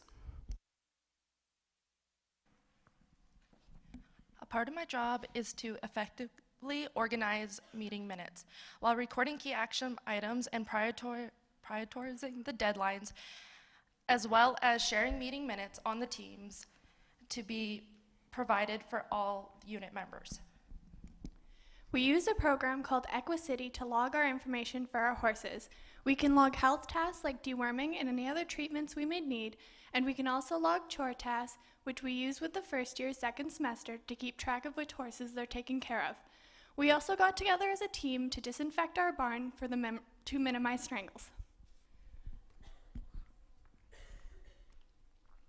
We build standard operating procedures to help future students have accurate instructions for procedures in the equine unit.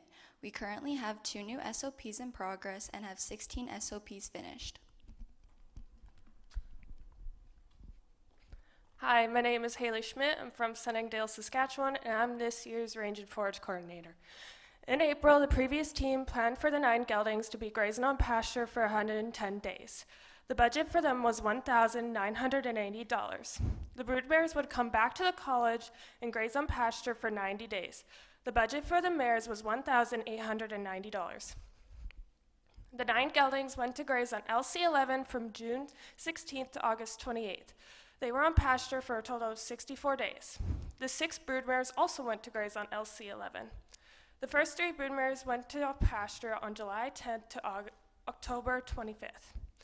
The other 3 broodmares were on pasture for a total of 20 days. The total cost for the broodmares and geldings to graze on LC11 was $1,106.70 at a rate of $1.19 per head per day. I'm Madeline Fraser from Rose Prairie, British Columbia. I'm this year's feed management coordinator. The broodmares are eating more 22 Cody hay at 40 pounds per day and have a free choice cobalt salt block. Their total ration cost is $4.07 per head per day. The geldings are eating 37 pounds of 22 Cody hay and have a free choice cobalt salt block. Their total ration cost is $3.78 per head per day.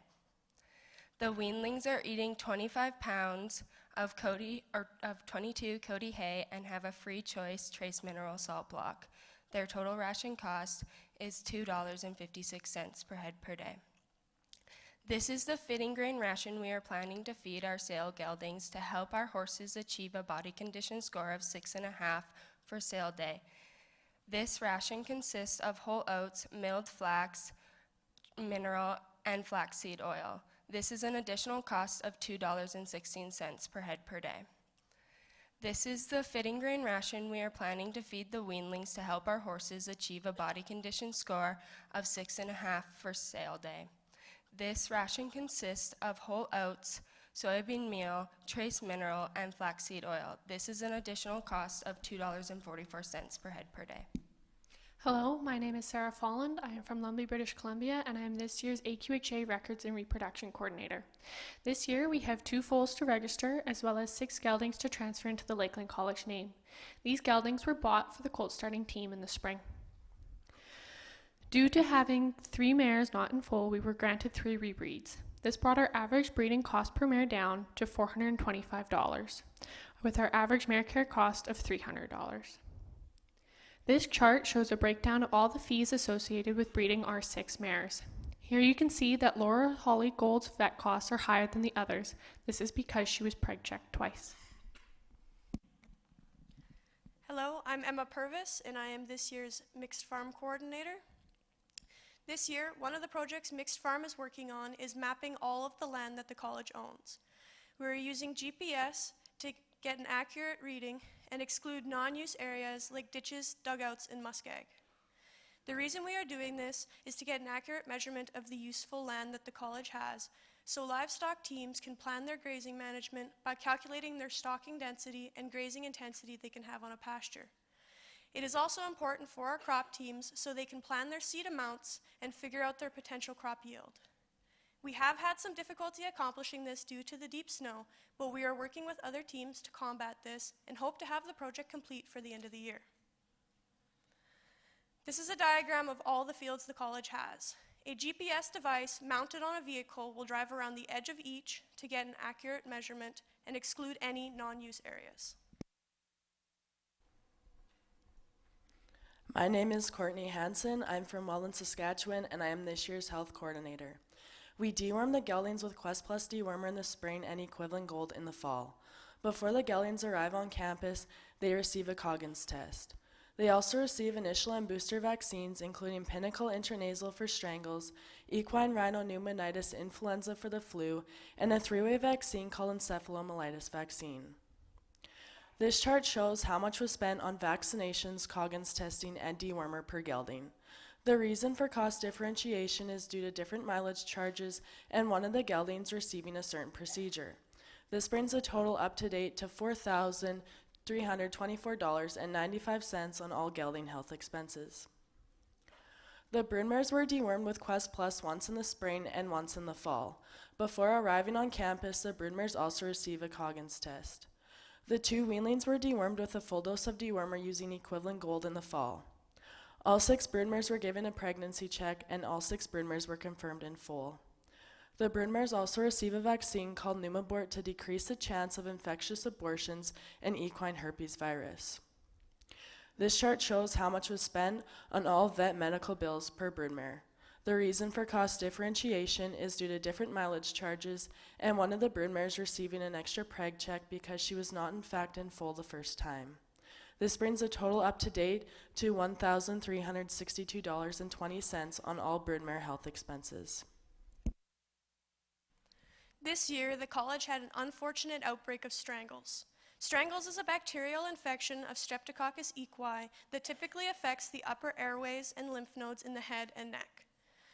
Strangles first presents as a fever, but the most characteristic symptoms are thick green mucus running from the nose and eyes and swellings in the throat.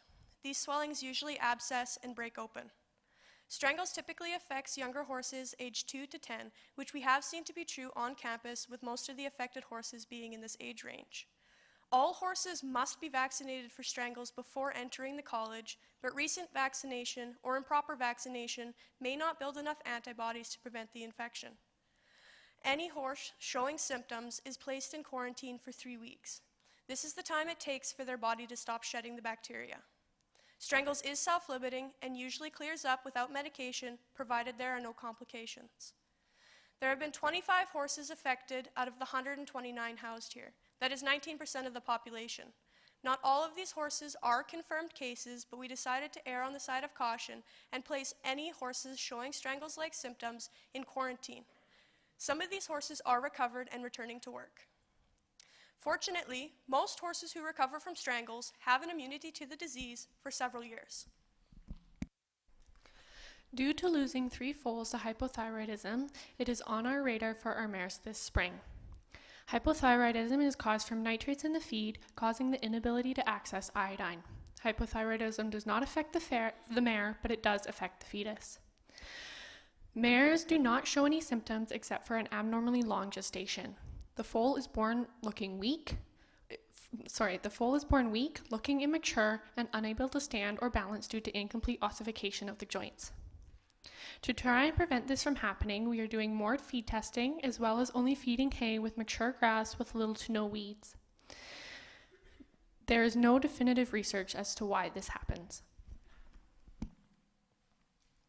We would now like to thank New Holland Agriculture, Jeff Brown, Tracy Quinton, Denise Martin, our SMF advisors, the farm team, and our faculty advisors for their continued support throughout the year.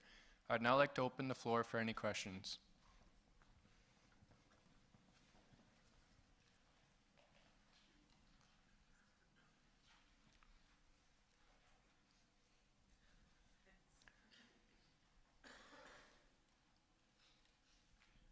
Yes, Janet. You have a stud colt and a filly, and you talked about that you're going to sell the stud colt on the Facebook auction. What are you going to do with the filly? So the question was, having two weanlings, a stud colt and a filly, what are we going to do with the filly since we only plan on selling the stud colt? For this question, I will call on our PR coordinator, Cicely Switzer. Unfortunately, our filly is not in the body condition for a sale at this time, as her mother did not provide enough nutrients before she was weaned. This was because her mother was old, and we suspect that she was having teeth problems. We are going to carry our filly over till next September and recommend to next year's team to sell her as a yearling. Does this answer your question?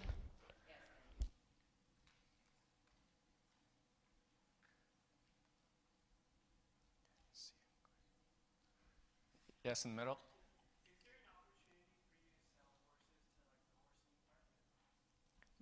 The question was, is there an opportunity to sell any horses to the horse meat market? I will answer this question.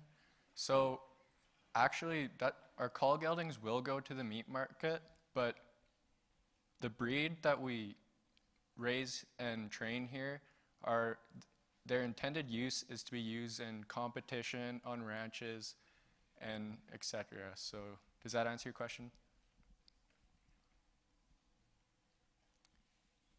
Yep.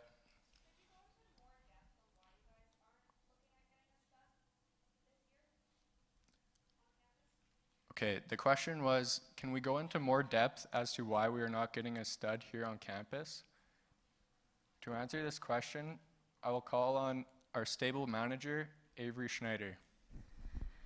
So because we have so many different horses housed on campus, it would cause problems with how many mares we have on campus. We would have to keep him in a very secluded area, as well as studs are more unpredictable with their behavior.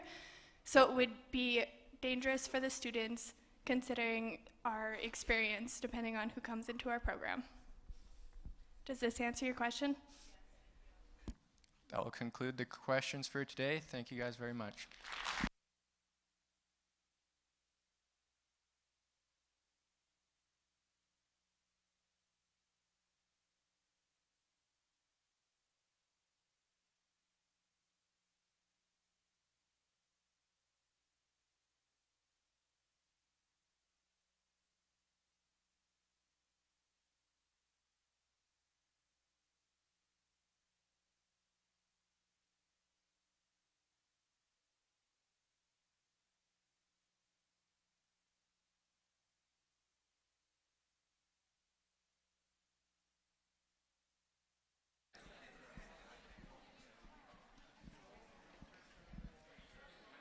Thank you to the equine unit. Next up, we'll have the purebred beef unit.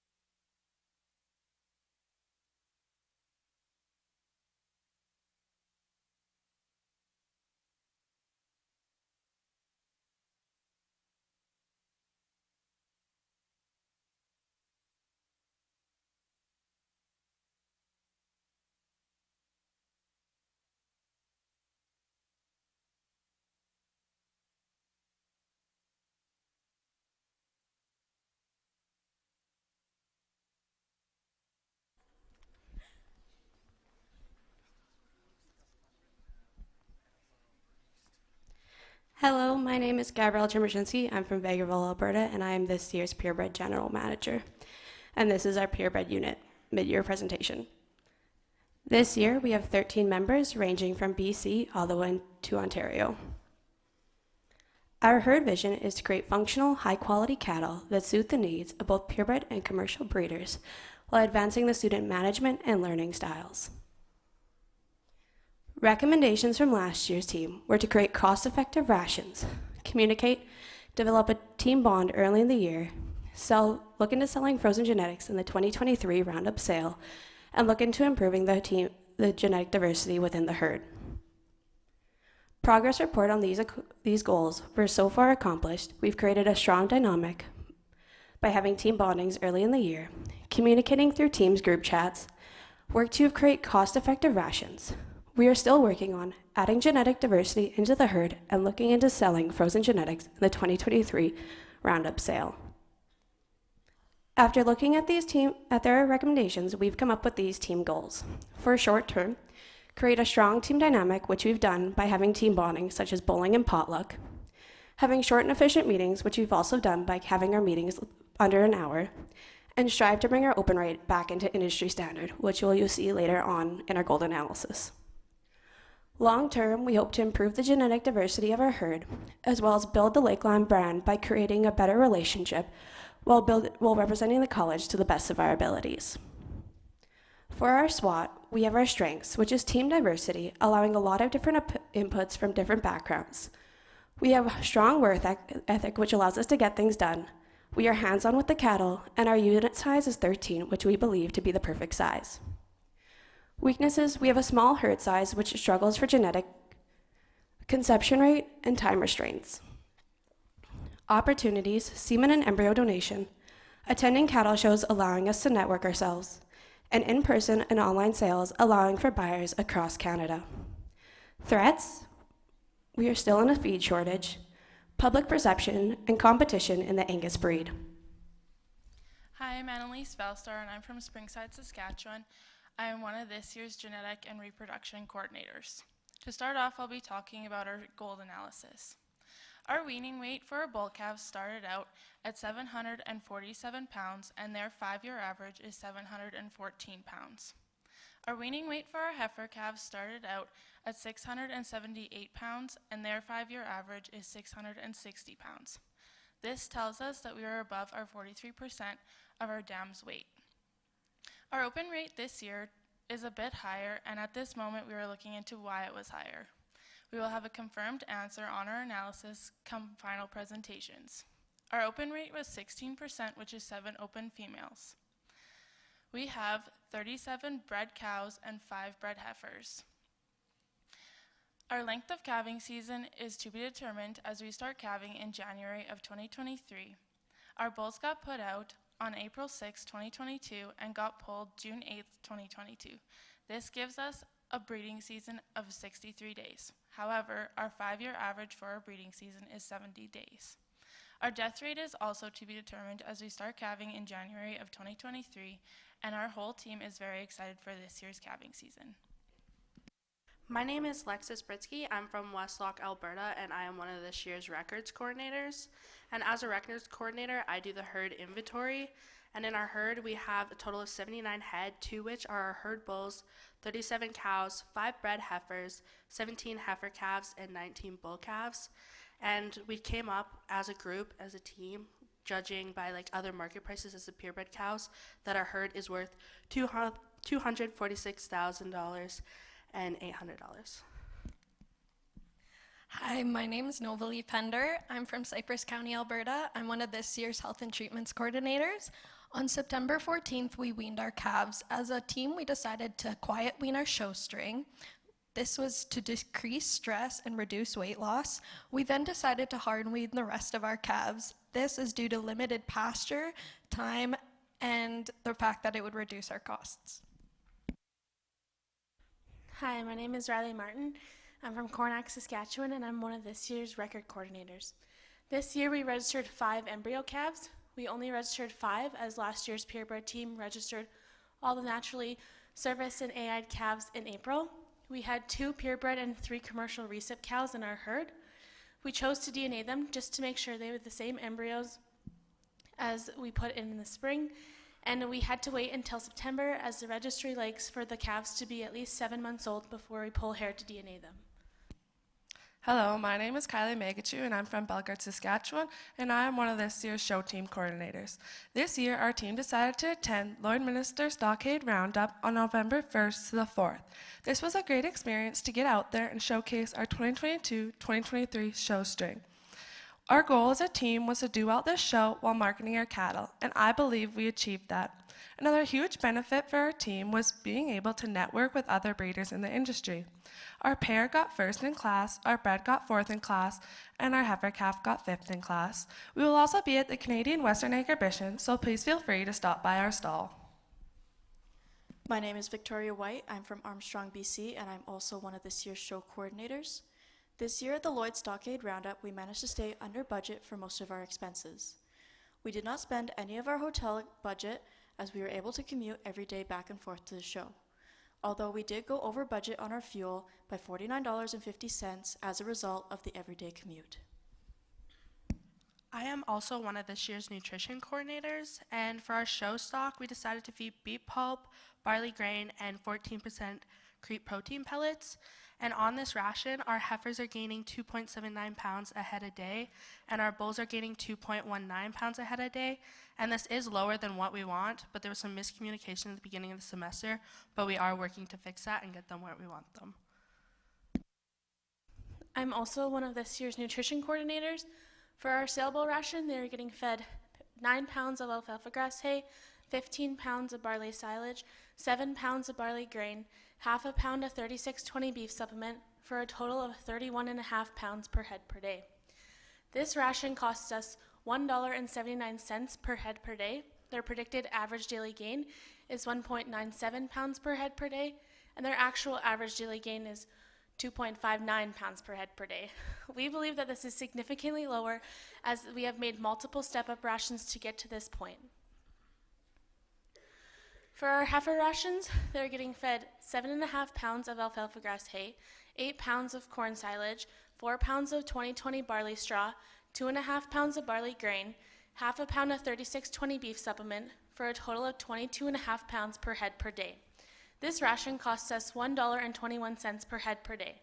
Their predicted average daily gain is 1.19 pounds per head per day, and their actual average daily gain is 1.73 pounds per head per day. We believe that this is significantly higher as these heifers have been on the same ration since the end of September.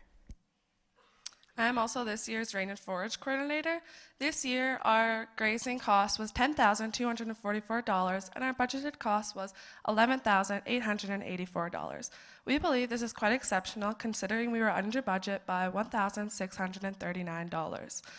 As shown on the board, this is where our cows were grazed from June to October. We predicted our cows were going to be out on pasture longer, but due to pasture conditions, we had to pull them off the beginning of September, giving us no other option than to aftermath graze them.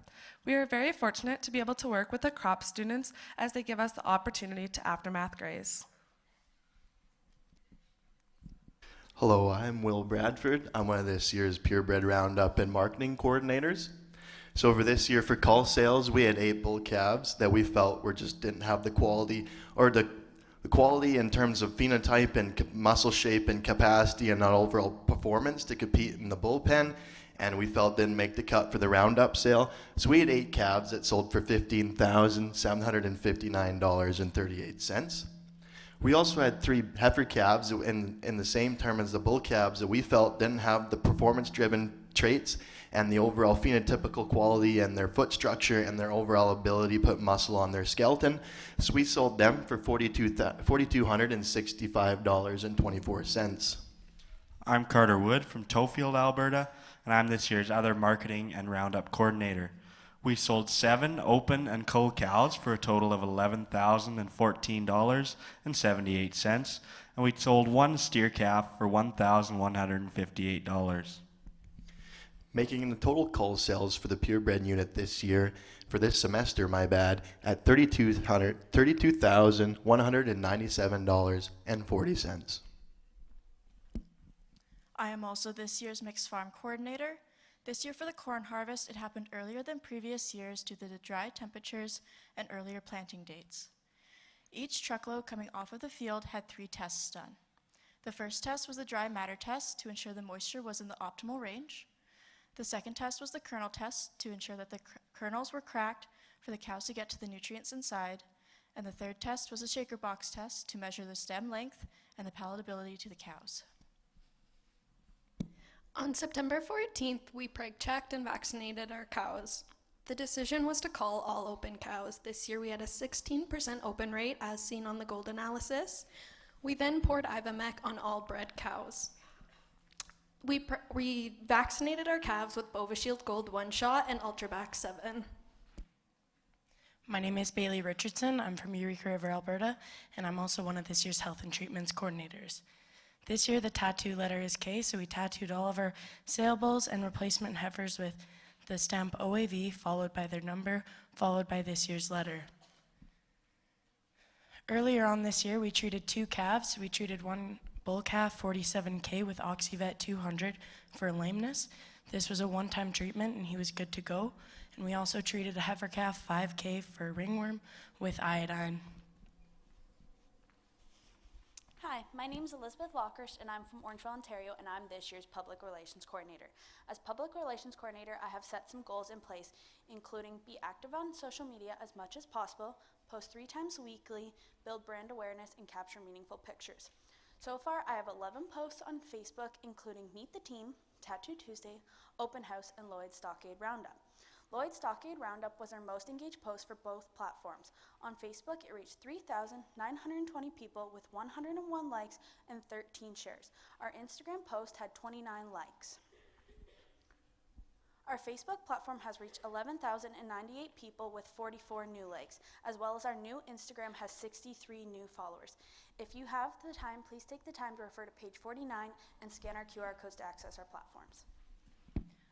Hi, my name is Jaden Rigney, and I'm from Sturgeon County, Alberta, and I am one of this year's Repro/Genetic Coordinator, as well as the Industry Contact Coordinator.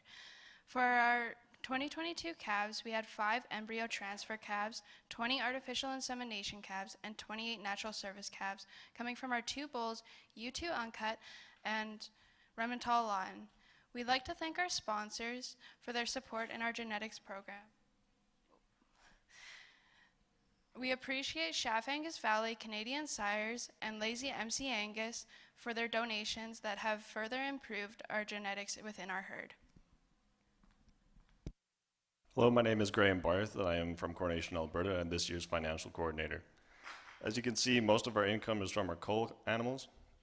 Our bull calves is the most amount at $15,700, and our cull cows to follow at $9,000. We sold more cull cows than we were expecting this year, but we also got more money from them than we were expecting. We got an average of $1,500 per animal. Moving on to our budget comparison, our cull animals, as you can see, is above our budget at by $15,000. This is because we sold more animals than we were expecting overall at a higher price than we were expecting as well. For our Roundup sale, we do not have any income from that, as the Roundup sale will not be held until March 25th. We'll have the final income from that for final presentations. Moving on to our expenses, most of our expenses are at an acceptable range. As predicted, feed and nutrition is the highest cost at $26,600, and to follow that is our grazing expense at $10,200. Moving on to our expenses budget. Our corral cleaning is a lot higher than we were expecting at $2,100 over budget, and our feed cost is also higher at $26,600. Our corral cleaning, we will have the results. We will tell you. We'll have the results for the corral cleaning at the year-end presentations. We would like to say thank you to New Holland Agriculture, Jeff Brown, Tracy Quinton, Denise Martin, Austin Priorton, Leroy Lehman, Kyle Hoffner, the rest of the farm team, faculty advisors, SMF units, sponsors, supporters, and everyone else that has helped to make us this year possible.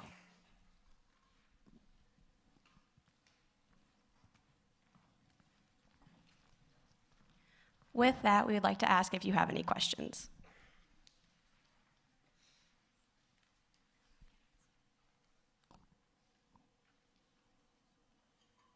Yes, Janet.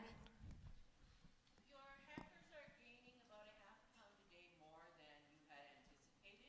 Are you concerned about that, and do you have a plan?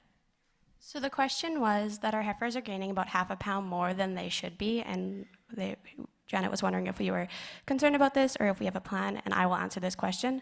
At this time, we're not concerned about it as we're heading into the winter months with colder weather, so they have the extra body condition score if need be. We also look at our calves quite regularly, so if need be, we can back them off the ration, but at this time, we don't feel it's an issue. Does that answer your question? Yes, thank you. Go ahead.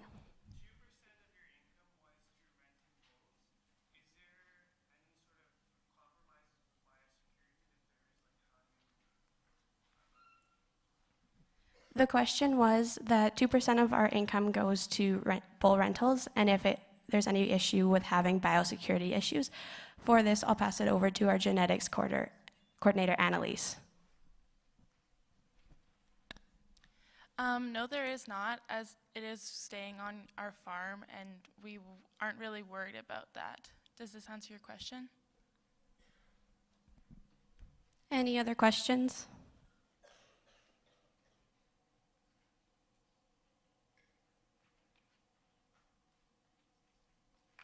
Thank you.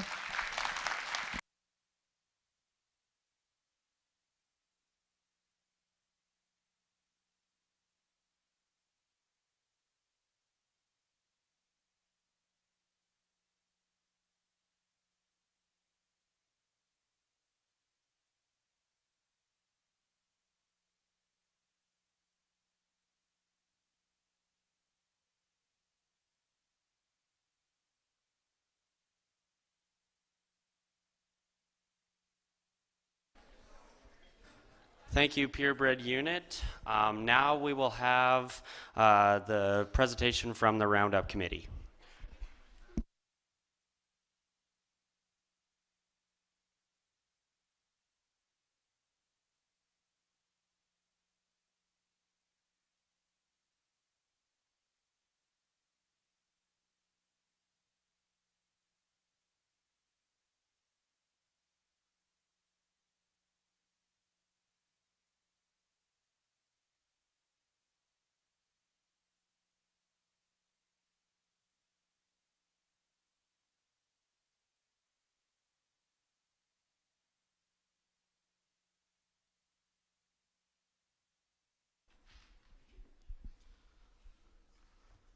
I'm Carter Wood from Tofield, Alberta, and I'm this year's Roundup coordinator from the Purebred unit. The purpose of the Roundup sale is to create an event for students to participate in, as well as give them opportunities to network within industry and learn new ways to market their product. I'm Xander Kumar, and I'm from the commercial team, and I'm this year's chair of the committee. We were given some recommendations from last year, and some of the recommendations were when looking for bid catchers, instead of paying someone else to do it, use the first years to create more involvement. Create an outdoor pen display before the sale, because that might be the first time some buyers will be looking at the livestock. Restart the mailing list and use the past 3 years' buyers just so that we can target those potential buyers. And create social media such as Instagrams and Facebook events.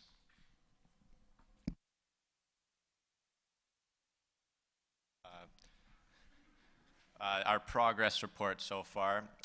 We've updated the mailing list because there was 800 people on it and we only got 32 lots. And we're still working on developing social media.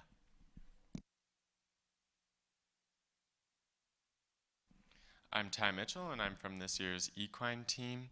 These are some of our goals for this first semester, where we want to create an Instagram and Facebook event to further our sale with the help of digital networking, as well as having postcards, posters, and catalogs available and on display for the public at our Little Royal Show and Rodeo. For the postcards, it will be used as a formal preview of our sale with the date and location. With the postcards, we are hoping to use it to increase people coming to our sale and decrease the cost of our advertisements, as well as the postcards being used in correlation with our QR code. With the QR code, It is to be used for prospective buyers to walk past, scan the QR code, where it will take them to an online form where they can then order their catalog, an online version of the catalog via email or from a printed copy by post mail.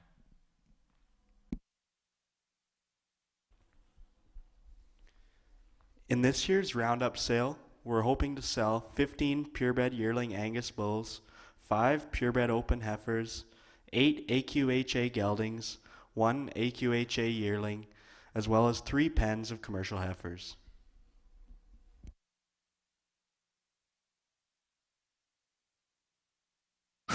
Okay, there we go. We got her working again. Hi, I'm Will Bradford. I'm from Equine, Alberta. I'm one of this year's purebred Roundup coordinators. So for this year, for our budget, we've budgeted $2,672.10 toward advertisement. That includes all our advertising and breed publications and local newspapers. This also includes the postcards, what Ty just described to you guys, which are using to bring down the cost for catalogs. We have $4,800 budgeted towards catalogs this year. This is less than last year, as last year they had $6,500 budgeted. We're hoping to bring the cost of the catalogs this year down by using the postcards to put catalogs in prospective buyers' hands and put the catalog to more people that really want to purchase cattle and horses from the Roundup sale. We have $1,200 budgeted towards hats this year. That's just for buyers' gifts. We have $1,000 put towards our auctioneer. We also have $800 put towards the meal. We're hoping to bring the cost of the meal down by using other SMF teams put together the meal, which is hopefully going to bring down the cost. We have $2,600 put towards DLMS. That includes all the internet service and the TVs that they're going to provide for us at the sale. We're using DLMS this year like the previous years before us, as we feel it gives more opportunities for buyers and stockmen in the industry to purchase and bid on our lots in the Roundup sale this next year. We have $1,600 put towards picture and videoing of the cattle and the lots in the sale. That's an expense we feel is very contribution.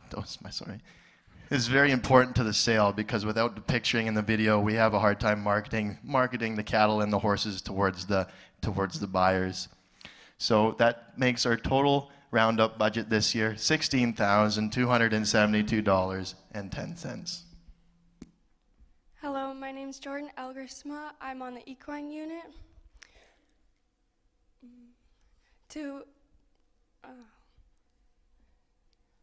For the banners, we had the opportunity to put a bucking chute banner in the Equine Center. We also decided to create another banner that could travel with SMF teams to different events such as Agribition. Our committee decided to create an Instagram account to raise awareness of our sale by bringing in future students as well as reaching future buyers. We have been researching different publications online and in print to see the best channel for marketing our sale. For egg sighting, we want to showcase our sale animals during that weekend. We would like to thank New Holland Agriculture, Jeff Brown, Tracy Quinton, Austin Partington, Matt Rustemeyer, Denise Martin. I would now like to open the floor to questions.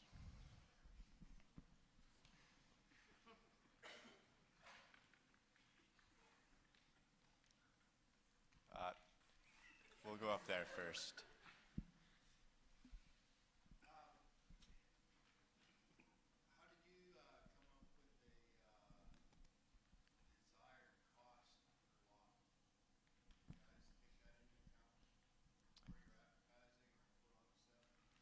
The question was, how did we come up with a specific number for our lot prices, and if we thought about that? I'd like to ask Will Bradford.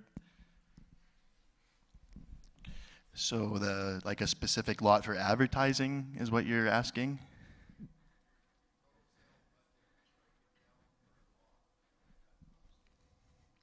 On a per lot basis, we budget around $500, I believe, to put together a lot, but that's just off the top of my head, so I would have to get back to you on that. But does that answer your question?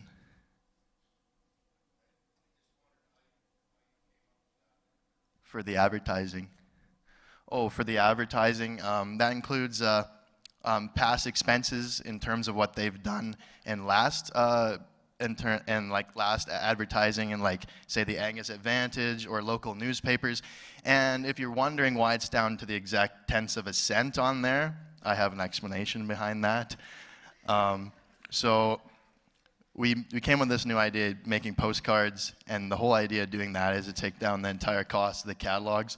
So the catalogs have the QR code on there, and that's going to get a person to scan the QR code, which is going to let them directly request a catalog. So instead of us just mass sending catalogs out to everybody, we're putting catalogs in the hands of people who really want a catalog.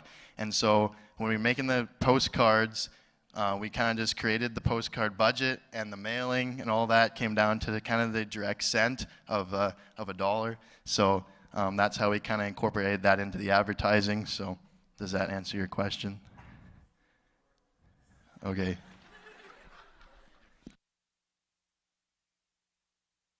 Yes, Bevan.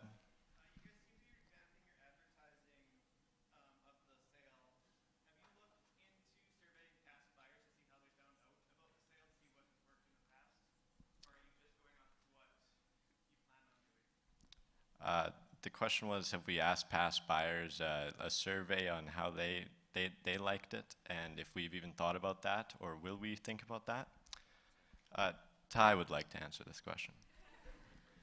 To answer your question, there was talk in our meetings about asking previous buyers about their experience. As of right now, we are using the postcards and the QR codes to create the new buyers list, and hopefully that works out for us. Hopefully in the future we can contact previous buyers. Does this answer your question? Yes, ma'am.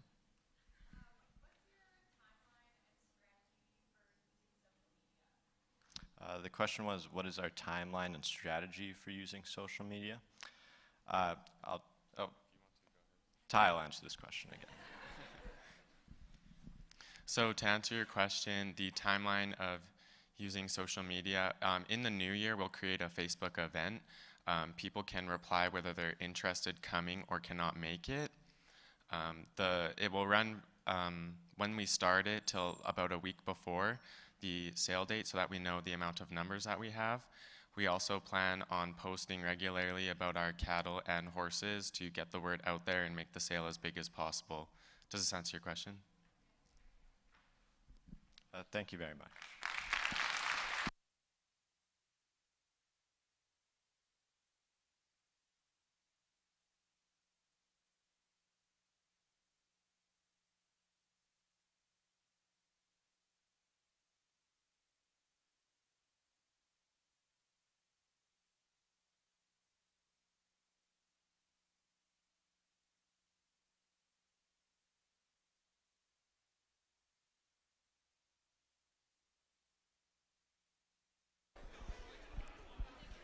We would like to thank the following farm staff for their ongoing support throughout the semester and helping our students succeed: Leroy Lawman, Amber Sayers, April Werlow, Sharon Rader, Joanne Dixon, Kyle Hoffner, Tiffany Belbeck, Madison Smith, Jaden Kramer, Bailey Hulse, and Justin Kane. We also like to thank the following faculty and assisting both in class and on farm: Nadine Farkash, Amy Stanley, Carmen Zayak, Obi Duran, Kareen Vanderberg, Janet Kerr, and finally Tarisha Mecker and Denise Martin. Thank you for all you assist in the SMF and our students.